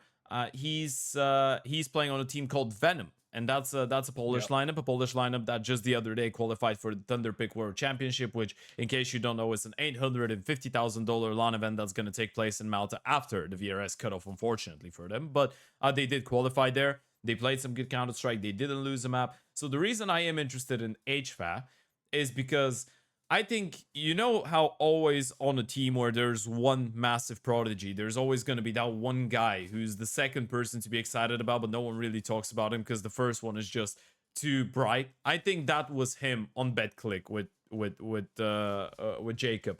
And I feel like with hfah, so what type of a player is he? We don't really know. That's the most interesting thing, because when he was on BetClick, he couldn't be the entry. He couldn't be an aggressive guy. I think that's why not a lot of people were excited about him. I definitely wasn't excited about him when he was on BetClick, because he was just that guy to fill in the gaps, right? He would play not too many good roles on CT side. If anything, a lot of anchor roles.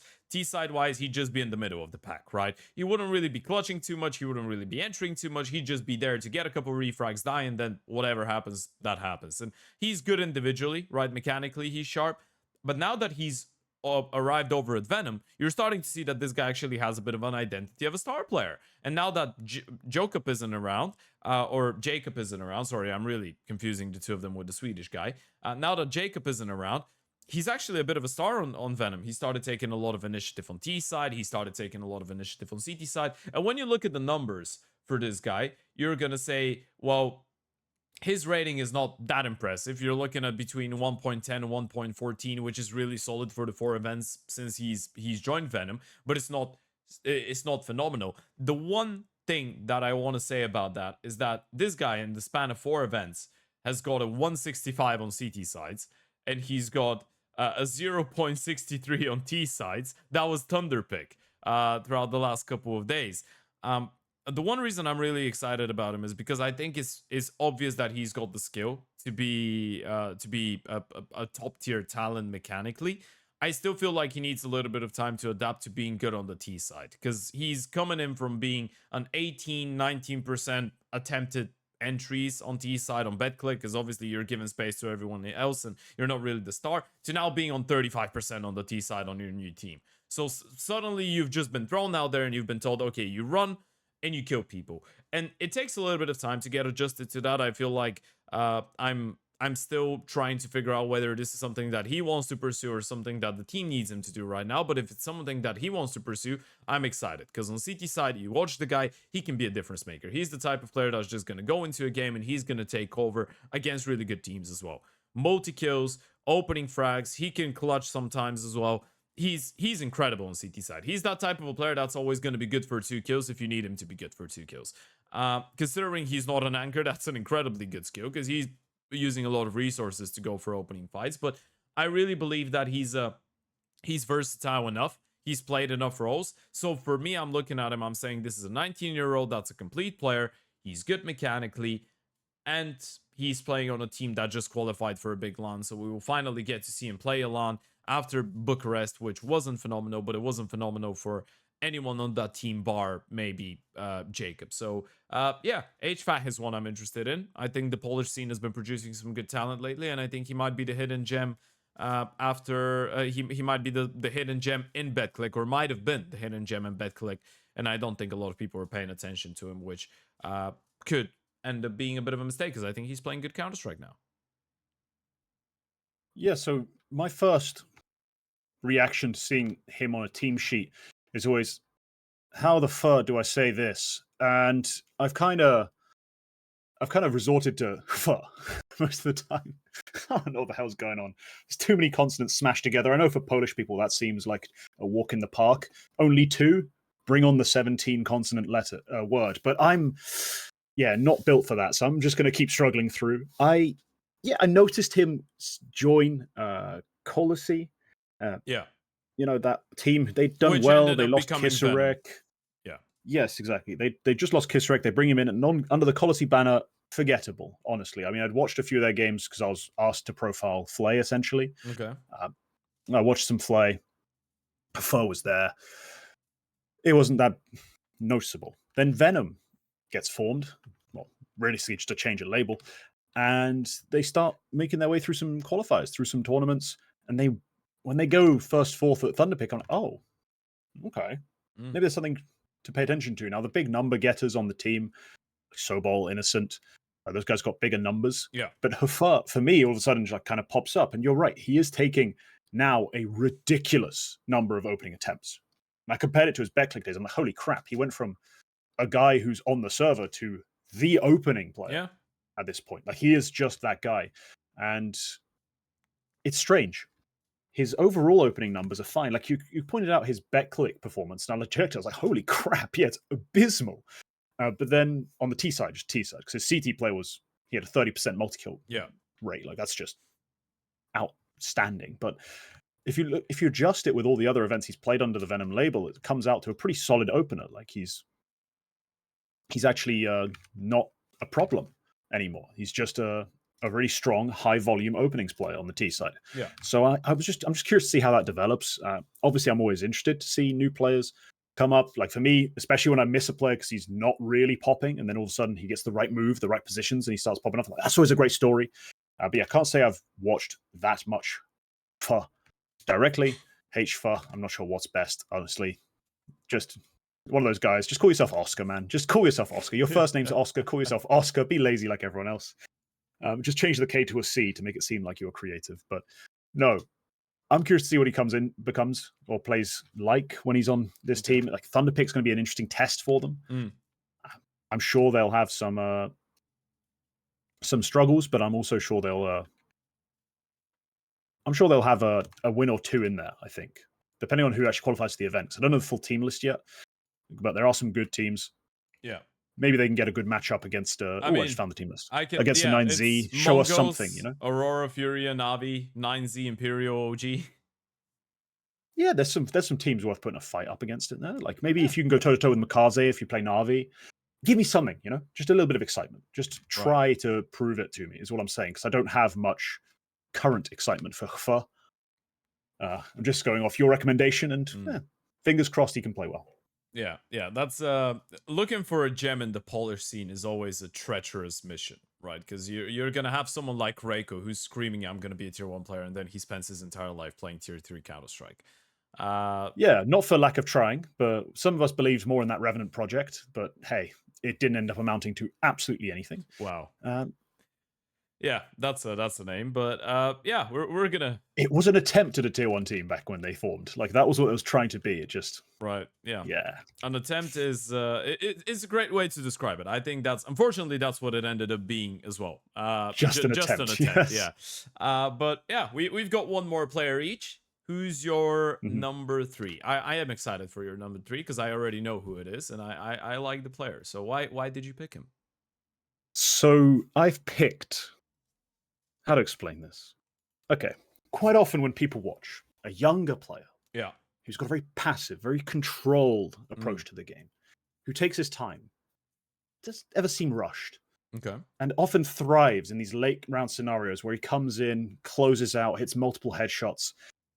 People always use the label baby Rops. Like they get spammed all over the place. Quite often undeservedly. Malo9 does deserve that label. All right.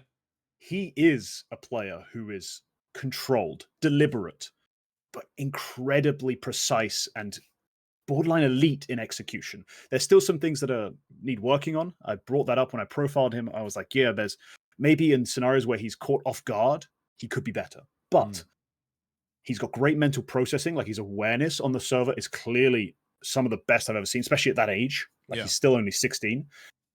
His crosshair placement, sublime. His positional play is on point. He's just a very well composed, very clutch, very proficient late round player. And I've been, honestly, ever since I first heard about him, I've been waiting. I was waiting for my chance for him to play real CS with a real team. And so I could pounce and be like, there you go. There's everything that was promised. And he's been showing it. He really has. Ever since he joined Johnny Speeds, he was doing that kind of thing. And now he's on Metasport. He's one of the only things making me watch that team. I'm honestly kind of disappointed he even joined. I was a bit like, oh, why did you go there? I get it. They got probably a better like org structure and salaries, and maybe they can buy out some pieces. But currently, I wasn't up for that journey. But he has still been pretty damn good. And for a guy so young who's now topping FPL, like he's really still putting in the work. Yeah. He's got almost no ceiling. Like he's going to be, if anyone can at this point save Sweden, we thought it'd be Nilo. Maybe it still can be. Malo9 certainly is a part of that generation that could be golden. It could be a golden generation, and I'm super excited.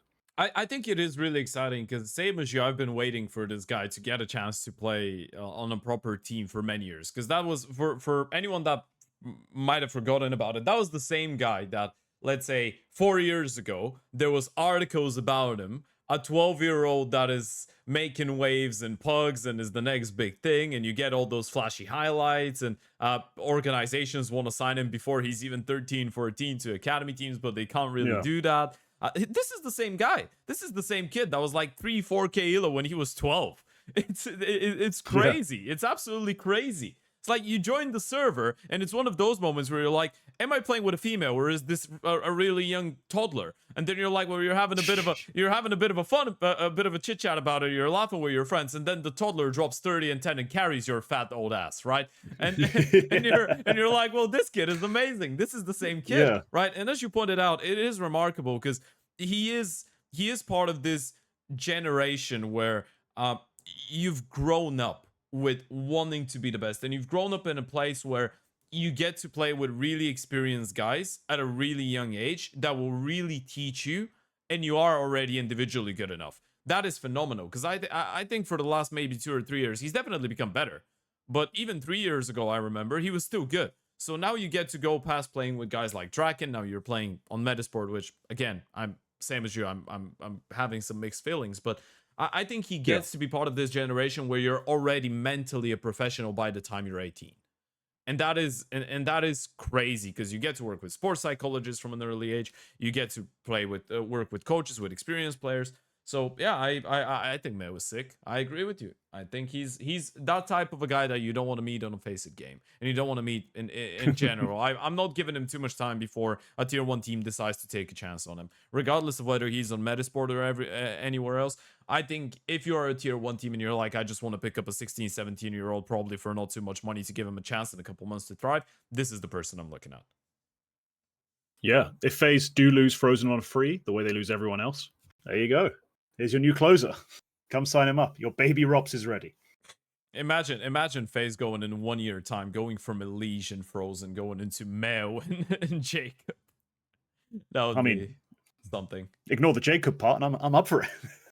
Right? Yeah, Meo is fantastic. I agree. He's a great guy. Well, now the time has come for me to go over the 20-year-old gap and be called a fraud, because I'm going for a player that's not really, and you don't know who I'm going for yet, so you're not going to call me out yet. I'm going for someone that all of us know. I'm going for someone that has been playing on a high level for a little while and has played some big events, but now I think is starting his arc as showing everyone that he deserves to play high-level Counter-Strike again. I am going for HUASOPEEK, which I think is not really fitting into the definition of a young prodigy, I guess. But you know what my defense is on that, and I actually had that conversation yesterday with Brandon, with B-Dog, on broadcast for ThunderPick, because 9Z are hot right now. They qualified for the ThunderPick World Championship as well after beating BedBoom and PARIVISION, which are, for those of you that are not watching Tier 2 Counter-Strike right now, the two of the most legitimate online teams in Europe. HUASOPEEK, the reason I'm still doubling down on him being a prodigy is because he's been playing professional Counter-Strike since 2022. In 2022, he joined 9Z Academy. So even though we all know who he is, even though he's played a couple big events already, he still is 22. He still hasn't even spent 2 entire years on that 9Z project, and the majority of that part was spent with Martinez being there as well. And we just remember that one IM Dallas that they were able to get a top 4 in 2024, 2023. That was about it. That's about it. So HUASOPEEK hasn't really got a lot of exposure. We've seen him being a sick player, but I think there is so much more to this Chilean guy than a lot of us realize. And the reason I still look at him as a young prospect is because we gave Lado and Dumal fucking 6 years of being young prospects. So if we're giving those guys 6 years, I'm gonna give HUASOPEEK 2 years of time, and I'm gonna say I think he's one of the most exciting anchor players outside of Europe right now.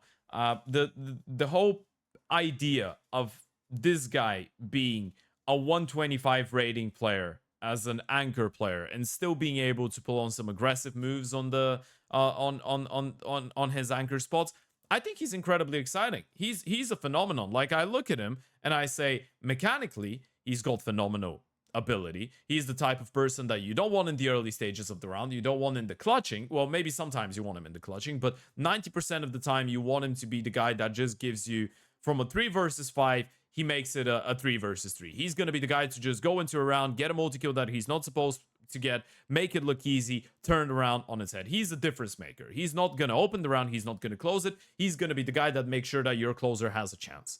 And I think this is incredibly valuable. I think his multi-kills are incredibly impressive. He's a sharp guy. He's just the type of guy that you put in a 1v1 with no utility involved, and he's going to win that 1v1 more often than not. Even if you put him in a 1v2, 1v3, he's got excellent micro. He's really good at isolating 1v1s, even when the team on the other side is positioned in a way that it's really easy to make a misstep and be visible from a couple angles. He's really good at isolating fights. He's phenomenal. Yeah, I just think he's a really exciting player. I feel like now that NineZ have gone for a change, a lot of people thought that they were probably going to start falling off slowly because Martinez is not there anymore, and they pick up a Brazilian duo of Urbano and Levi that don't really have a lot of experience. They don't have any international experience. Levi, for the people that don't know, is a really passive oper. What that does is that, let's say on a map like ENCE, for example, where HUASOPEEK is the anchor, Levi starts, say, with Yop a big percentage of the time. That means that we get more HUASOPEEK action in towards middle. And I think now with some of the changes that they made, he's getting more opportunities to be involved in the play. And I am judging on the back of just a couple events. One of them being in Europe, the other ones being in South America, where they were continuously losing to Fluxo.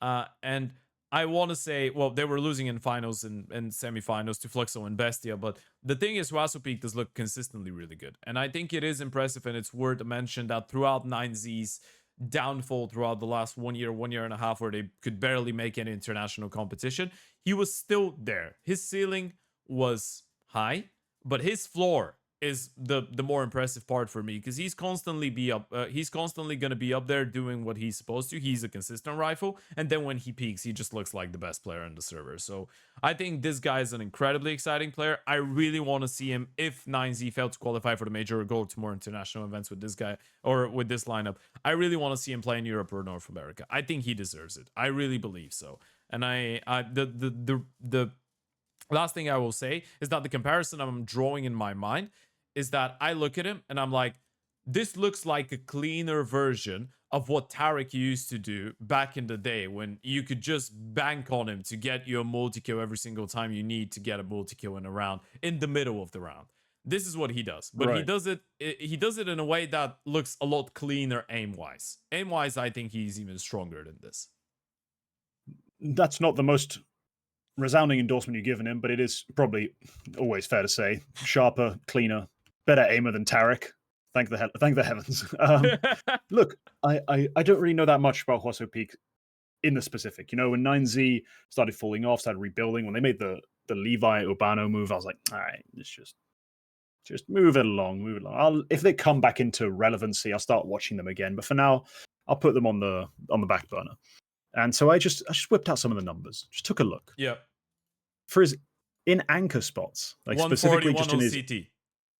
He's 141 on CT, but more importantly, in full by v full by in specific anchor rounds, he's a 124 rating, which for the average pro in his position would be more like a 1.05. Like he is just massively outperforming the roles he's had. So he's doing something really right on this roster. And I don't think 22 is too ridiculous of an age to talk about a guy still being a prospect, still making his way through the scene. I mean, he's been playing in a specific region, kind of been semi-region locked at times because they haven't been good enough. And in that sense, he's still on the way up, and I can still accept him. I'm not going to flame you for picking him as a up and coming player. That's fine. Right. Look, I think when NineZ first signed him, he was supposed to be just like another guy who's kind of sharp, and we'll see how they use him. Like, we'll see. The fact that he's kind of come into his own in these sorts of roles where he's still kind of sacrificial, as in just in terms of resource allocation and space. Like, he's not that aggressive of a rifle player on the CT side. He's got that sort of, as you described, this mid-round freedom to go make a play. Yeah. It also manifests in sort of the profiling. Like, you see he's got a lot of trade kills on his anchor spots. Clearly, he's making the most of other people's aggro. He's a big site anchor, not necessarily always a solo, small site anchor. Yeah. But he's doing a great job, I think, of performing in those roles, clearly.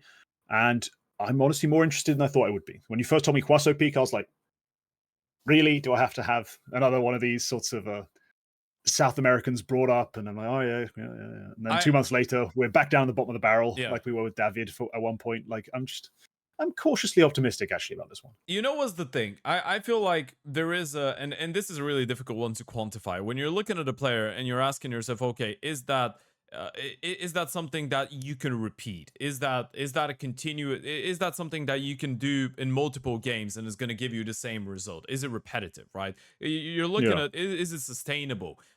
You're looking at Dumao, for example, and what he was doing at Austin. it was really exciting. I don't think that's sustainable. I don't think he can just carry on and Legacy can play that type of Counter-Strike for years and years and he can be as successful. He's really good individually, but a lot of the things are reckless. When you watch HUASOPEEK, you can just tell that he's given himself a chance. And that's one of the things I value personally the most in a player. I think that's one of the best qualities you can have as a young gamer. Know how to pace yourself in a way that you are confident in your shooting, but you are still being practical with the fights that you're taking, and you are still trying to play the percentage game. I think this is something that he does well. Know that you can compensate with individual skill, know that you can land the crazy flicks, but know when to go for those plays, right?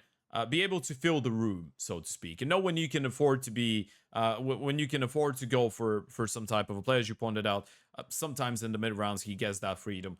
I think he's that type of a player. I look at him and I can imagine how his type of playstyle could work against really good teams as well, is what I'm trying to say. It's not only dependable on the fact that he can shoot more than someone on the other side. I think his approach to situations is going to be, I guess, easily implemented or should be possible to be easily implemented against better teams as well. Yeah, no, I respect it. I think it's going to be an interesting one to watch. 9Z obviously a lot to prove at this event. If he can play like this, yeah, they're going to have a chance. Yeah, it's going to be interesting to see how he does on LAN. Hasn't played a lot of them lately. But now, because of how long this one has taken, because we need to point out teams that we are excited about in Tier 2 Counter-Strike, we're going to do a last-second readjustment, and we're going to shrink it from 2 teams to 1 team. So you've given me 2 teams that have been really exciting for you lately. You can shout out both of them if you want to. And then we're going to double down and just talk in detail about one of them. And so who did you decide to go for? Those are Tier 2 teams or playing online Counter-Strike teams that we think have been making waves again and are probably interesting to watch until the end of the year and maybe could make it into the Major too. Yeah, so one of the teams I've picked is right on the borderline, like to making the Major. I'm not sure. I don't have that chart that everyone keeps whipping out. I don't know. Yeah, I didn't save it, so I'd never find it again. But every now and then someone brings it up like, oh, see, so now they have a 16% chance of making it. I don't know the chances exactly. We're talking about quality of Counter-Strike puts them in a position where they could. Yeah, ENCE are on that sort of level. Like they've been playing surprisingly well post-Glaive. Now, I'm not saying they've been the best team in the world, but they've been just good, considering they cut an IGL, moved leadership over to SDY, which is this random ass thing. And they brought in, well, firstly, they had brought in multzy for Casper Sky when he got poached, but they also brought in Rigon to fill in the void post Glaive. And I was kind of down on the team. Like when it was just multzy for Casper Sky, I was like, yeah, okay, I can still see it. I can still see it. You were playing decent enough CS before. Casper Sky was good, but not irreplaceably so. So I thought, multzy's been playing pretty good on the academy. You can try this. When you lose the IGL and you bring in Rigon, I was kind of checked out. I decided I'm done. No, ENCE are not good anymore. They've been winning with Rigon, and they've been playing fairly well with Rigon. So I was genuinely surprised when that started happening. I thought they'd fall off entirely. They had a decent run at Draculan, finishing 3rd. Got upset by the ridiculously productive Monty side that no one really saw coming. And I don't think anyone had that team just on top of their list to win that. They've done a decent job in things like the Challenger League Cups. They've been a surprisingly good Tier 2 side who are sitting at 35 in the VRS and HLTV rankings. Yeah, they're right on that borderline. They could go on that run to make it in. They still got more games to play in Challenger League Cups, CCT. I'm not sure how many of these are going to be counted towards the major qualification. I don't know when the cutoff exactly is, but they do have a really strong chance. 7th of October, I believe, and they have a couple. They're playing the 2nd season of Draculan, and they're playing BetClick as well. I think the summer 2025 event. Right. So hopefully they can make it in. I think it'd be fun to see them playing like the opening stage of the major. They're a pretty interesting team with a lot of young players that are worth paying attention to. I mean, ENCE, it's a pretty feel-good story as far as their academy side. multzy, Pody, both coming out of that. I mean, both at various points were the only good player on their academy sides, respectively. So, yeah, great to see them still playing. I like Nachu. I think SDY is doing a good job keeping things together. And Rigon, if this is his career revival, all credit to him. Was not expecting that. Took me by surprise. Yeah, in terms of Rigon, I think it's a fun discussion to be had because, again, I will sound like a vibes merchant. I'm not going to go down that path, though. I'm not going to do that. The way that I'm going to phrase my opinion on Rigon on that team, I think for the first time in his life, Regon gets to be Regon, and by that I mean he gets to be Juan Flatro. He couldn't be the star Right. player. He couldn't be the star player on his previous teams because he was playing on fucking. When you're thinking about the first opportunity he got at playing big Counter-Strike, it was big, and that is. I mean, you're not gonna get the most out of a flamboyant, explosive guy that wants to be a hyper-aggressive rifle and big, are you? And then Bad News Eagles. Regon has always been unaggressive lurker. He's been a guy that gets some good spots on CT side sometimes, but more often than not, he's going to be a big bomb side anchor, for example, and then on T side, he's going to get a little bit of space working around the map. But when you're playing with Synopsy and Flatro, you can't really develop as a star player as much.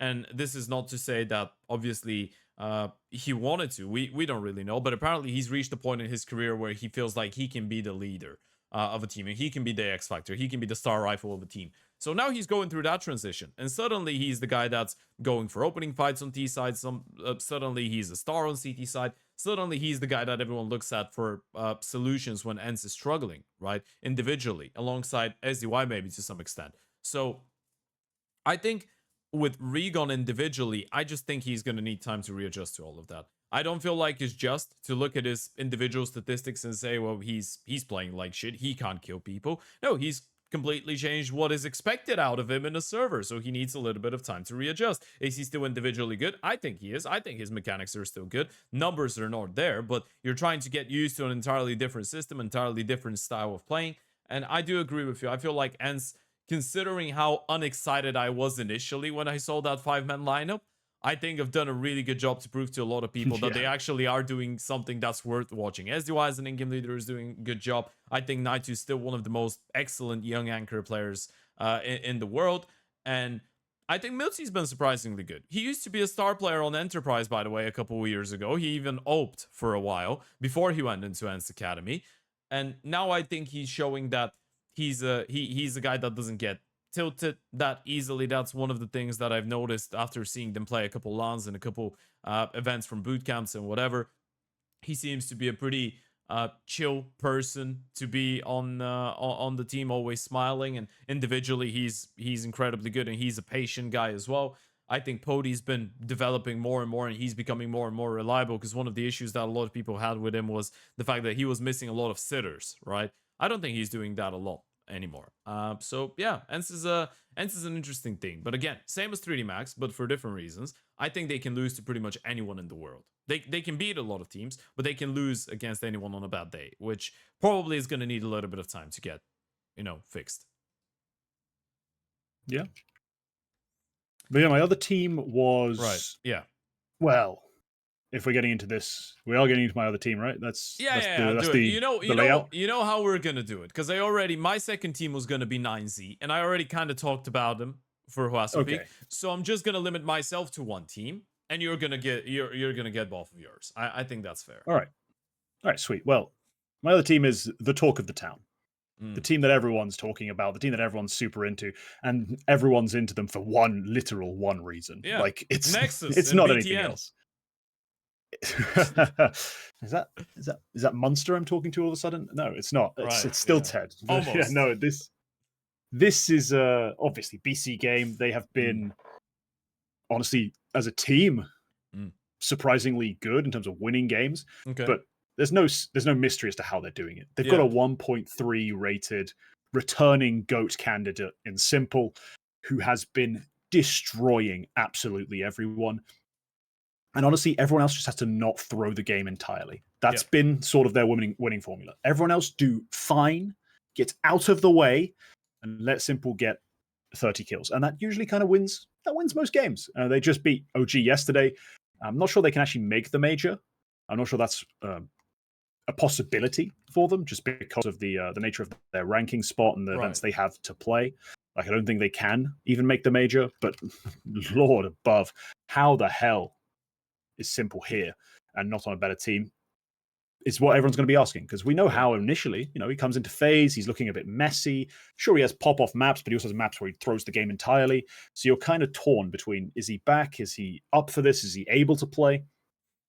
Well, what turns out is just he needs to work himself back into shape. He had to understand his role, his responsibility, what the game looks like, how it feels to be in a pro game right now. and he's just back to absolutely spanking everyone. The stupid deaths are being worked out.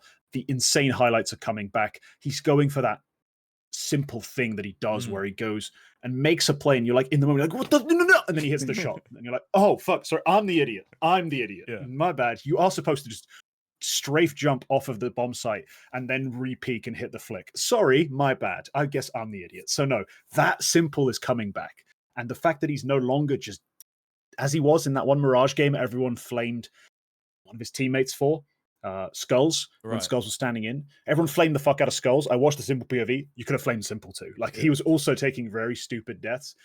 The fact that that aspect is being worked out and we're just left with this pure gold of monster multi-kill like madness, I'm loving it. Simple's back. BC.GAME are getting carried, dragged to every victory in tier 2, but I don't care.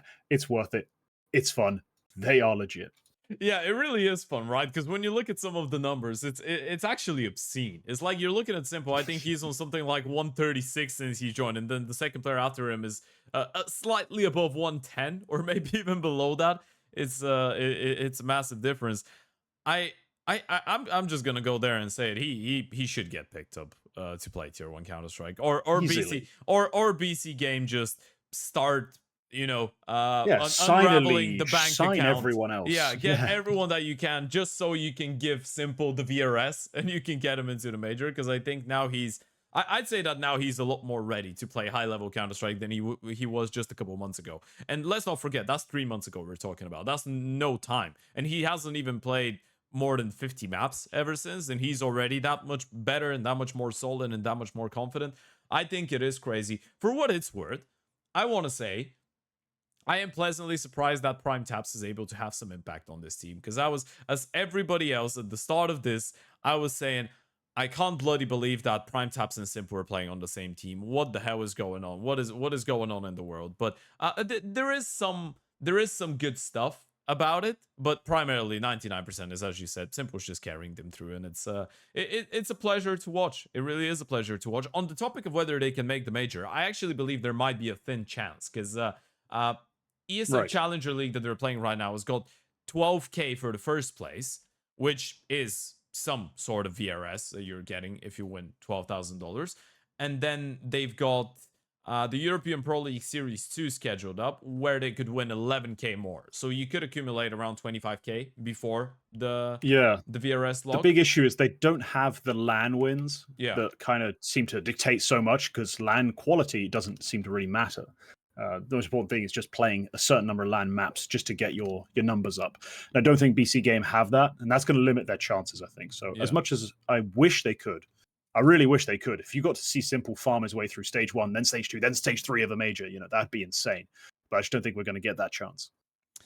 Yeah, it doesn't feel like it. I will be hoping. I think a lot of people are hoping right now, because Simple is showing some inspiring form. And I think at this point, everyone's looking at that and saying, well, how could we even doubt him? And I guess the one thing is, you doubt whether he's going to be dedicated enough to put himself up to the task. But skill-wise, he's showing that he's still got it. And it's honestly, it's beautiful to see. It's beautiful. When I come back home after gym, let's say at night, if I'm not casting or whatever, I just open HHM, like, is BC.GAME playing? If they are, you make a good old dinner, you sit there with a glass of wine, and you're like, oh, my old love. And you just watch Simple farm tier 2 Counter-Strike. And he's farming good teams as well, by the way. That's the most impressive thing, I feel like. Because you're playing against OG. OG have looked really good lately. You're playing against a lot of alright teams, and apparently the only one that's able to stop you right now is Boomich with Pet Boom for whatever reason. So yeah, you know what? Maybe you tell BC.GAME to get Boomich as your in-game leader, and you just get Electronic as well, and you just recreate Na'Vi from a couple years ago. Who knows? Yeah, BC.GAME definitely want to keep an eye on. I hope they make the major, because that would be really entertaining. There is another team that I hope make the major. Now it's time for my one and only pick on this. And the one team that I hope makes the major, I really do, because I think they're on a redemption arc, and we kind of mentioned them earlier but haven't talked about them, is PARIVISION. I think PARIVISION right now is, for me, a top 3 tier 2 team. It's really difficult to quantify who's the best tier 2 team out there, because they sometimes play different tournaments. Not everyone plays ECL, not everyone plays those local LANs, as you pointed out, so it's a bit difficult to quantify. But PARIVISION ever since they made the roster changes, they brought in AW, Kicker goes out. Obviously, Zielo's here as well from Gun 5. They've won 14 out of their last 17 best of threes. Yesterday, they had a pretty disappointing loss against 9Z in a final to qualify for the Thunder Pick World Championship. And that's the reason I wanted to talk about 9Z as well. They were punching above their weight. But when you think about the amount of games that PARIVISION have played so far this year, I think they deserve a lot of recognition for the amount of wins they've been getting for that. Because that's an interesting stat. This is the first time since 2019. Well, 2019 is the year in which GAME has played the most maps in his entire career. 2025, as of September, is the second. And the difference, the margin right now is like 30 maps for him to catch up. So 2025 will most likely be the year where James played the most amount of Counter-Strike in his entire life. And same as Simple, maybe not in the same way, because obviously he's not that type of an oper. He's the in-game leader. He's playing with a lot of star rifles. James is farming tier 2 Counter-Strike. When you look at him, when you look at him individually, James is a tier 1 player that's gone down in tier 2. He is what all of those guys that have come down to play tier 2 Counter-Strike throughout the last 5-6 years were supposed to be. Sometimes they would fail. Sometimes they would just slowly start regressing towards, I guess, reaching the base level of tier 2 Counter-Strike. That's not happening with James. He's still a tier 1 oper. He's really good. I'm loving the fact that himself and Dastan have now actually shifted from their old vision for the game. Because now you're looking at PARIVISION play. It's not stagnant. It's not boring. They're playing really proactive Counter-Strike on the CT sides, constantly looking for space, constantly trying to make gambles, constantly trying to be ahead of the curve, so to speak. And T sides are a lot quicker. Now, there is some really funny maps like Ancient T side where 11 out of 12 rounds on the T side, they would just finish on B, right? There still is that type of craziness to the madness to the trick for James, but I think he's done a great job with his team. They qualified for the StarLadder Budapest, which is fantastic because they haven't really played any LANs bar LAN the LAN, which is just a Russian LAN, right? So they finally will play an international LAN event, and I'm looking forward to seeing how the youngsters do. They won ESO Challenger Season 50, and James just surrounded himself with AW, who's 19, Zielo, who's 19, Noda, who's 18, and Belchanok, who's 21. So it's an incredibly young team. It's a team full of 4 players, and that's what I find really precarious. 4 players that at a certain point have been entries on their teams and have been star players. And now he's made it all work in a really unengaging way. It doesn't feel suffocating, right? It doesn't feel like those individuals are being suffocated and they're being limited. No, actually, for Belchanok, and that's something that I wanted to bring up, because that's I think James is the only one that's able to make something like that work. Belchanok being an anchor on 6 out of the 7 maps in the pool, and the 7th one being their permaban.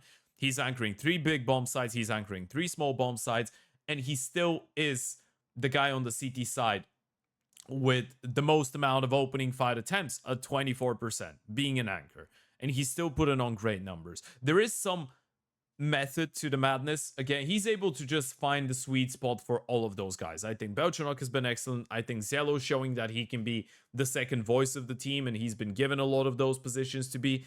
I think James, for the first time, is actually trusting a lot of those young guys to help him shape his vision for the game even more. And not even shape, but help him with new ideas, a new vision for how they could approach Counter-Strike, which I think AW and Zielo are doing a really good job at. You pointed out Noda, he's been a star, even though he's had a couple off events every now and then. But with the amount of Counter-Strike they're playing, it's impossible not to have those off events sometimes when you're a young guy. So yeah, I think PARIVISION is playing exciting Counter-Strike, strategically really sound. Give them an overpass. They can contest and compete with tier 1 teams, and I'm gonna die on that island. Dust 2, borderline, one of the best tier 2 teams as well. I think they've got some really strong maps. They've got some really strong individuals. And yeah, they're just the team I want to see at the Major. I think Dastan and James have just been forging that second generation of Vanguard below everyone's nose. And I think it's incredibly exciting. I love watching this team. PARIVISION is a fascinating sort of team to watch because it feels like James and Dastan form their approach, form the way they use their team, their players, based on what they have. Yeah. And what they used to have was players who understood high-level CS, but who couldn't really shoot anyone. And so they played chess. They rotated players around. I mean, you know, they had Yekindar briefly, but they made major finals with Buster. Yeah, we're Kicker. talking Buster, Kicker, Sanji. God bless Sanji, I love them. But exactly, yeah. like we're talking borderline bots. Like they had to be in the right position or they weren't winning rounds. Like they had to outmaneuver you. They had to play the chess game. They couldn't, as it were, play checkers. Like they couldn't just get into a boxing match. They had to really win the chess. Currently, they're on a team of guys with fantastic boxing abilities. Like they can really go to war, go to town, fight. And so they are playing a different style. That's clear. That's evident. And they're kind of more subscribed. I'm sorry. I just forgot. Well, as long as he puts him at the top of the staircase, he'll be all right. So they have been just a fascinating team to watch, just in terms of the difference between the old Jamin Dastan versus the new, especially considering Virtus Pro are still trying to emulate the old Jamin Dastan, just without the understanding of what made it work. The current team is far more brawly, far more scrappy in that sort of literal having a scrap sense. They're still tactically smart. They're just ready to throw down, and that's a lot of fun to watch. I'm fascinated to see how they keep doing it, because they kept signing players, as you correctly pointed out, basically entries. Like they didn't sign an anchor and lurker to be the anchor lurker. They were like, this guy's fucking smashing people. Put him on our team. And now you can be an anchor lurker, and they've got to figure it out. And they kind of have made it work. As much as AW's numbers have fallen off, as much as they've had to make compromises with, hyper aggressive, because James are passive AWPer, they filled the gaps with a lot of hyper aggressive CT play from the riflers. They've done things to make it work, and you've got to give them credit for that. It's a little more in line with meta in certain places, certain more meta picks, meta adjustments that they didn't really used to do. Like they were a very off meta team in terms of their pacing and structure. But this is a team that are fantastic. Rifle core, can compete with almost anyone in tier 2. Punching up to tier 1 will require a bit of that next step, just these players to find themselves. But I believe in them. I think they're a fun team. I hope they can make more events. I hope they can make a dent, quite importantly, at Star Series. They are technically in the top half of teams there, as far as ranking. It'll be fascinating to see how they play. Good matchups there. They could probably take a couple good scalps at that event. I think, honestly, with especially Na'Vi having some shakier results, that title's up for grabs. So PARIVISION, I think, is a great team to watch this year. They will be fun. Hopefully, they will be productive. I'm hoping all these young riflers don't get wasted. They don't fall apart. The team doesn't just kind of stagnate and then get, sold for scrap. Yeah. I hope they actually make something of this. They got a big sponsor. They're a big name. Let's pray for them. Well, we will keep praying for them. I think that's good enough for everything. My second pick was going to be 9Z, but again, I already did my work there. I think they will be good to watch as well, and I'm looking forward to seeing them play in Malta. But that was everything. That's it for a 2-hour episode. I think that 1 hour and 56 minutes. I think that might be the longest. We can fill 4 minutes. I think that might be the longest one I've done in a long time. Yeah, that was a fun one. Anything for a plug? Tell people where to find you, what type of content you're uploading. Although we kind of mentioned it 20,000 times, but what's coming up soon? Yeah, if you don't already know who I am, shame on you. I'm joking. No, I am obviously the underrated guy everyone calls underrated all the time. I'm sick of it. Just basically profiling players, watching demos, run a couple podcasts that do fairly well. As in, like, I think they're good, not necessarily big views, but they're just good. So please watch them. I don't know what else to say. KingT CS:GO on YouTube. It's KingT CS2 because you can update that a little more easily. Yeah, and tune in.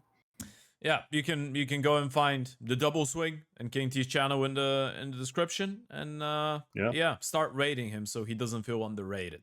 And don't tell him he's underrated. Don't tell him he's underrated because he doesn't like it. Tell him that he's I'm sick of it. He's rated just as much as he deserves to be rated. That's what you should be telling him. That's worse. You don't deserve more. But yeah. Thank you for watching, folks. We'll see you in the next one. And let us know what you think about our 2-hour rant and some of the topics. Just pick one of the topics and give us an opinion. You're probably going to give us something on simple. But hey, if you can give us an opinion on something else, feel free to do that. And we'll see you in the next one. Bye-bye.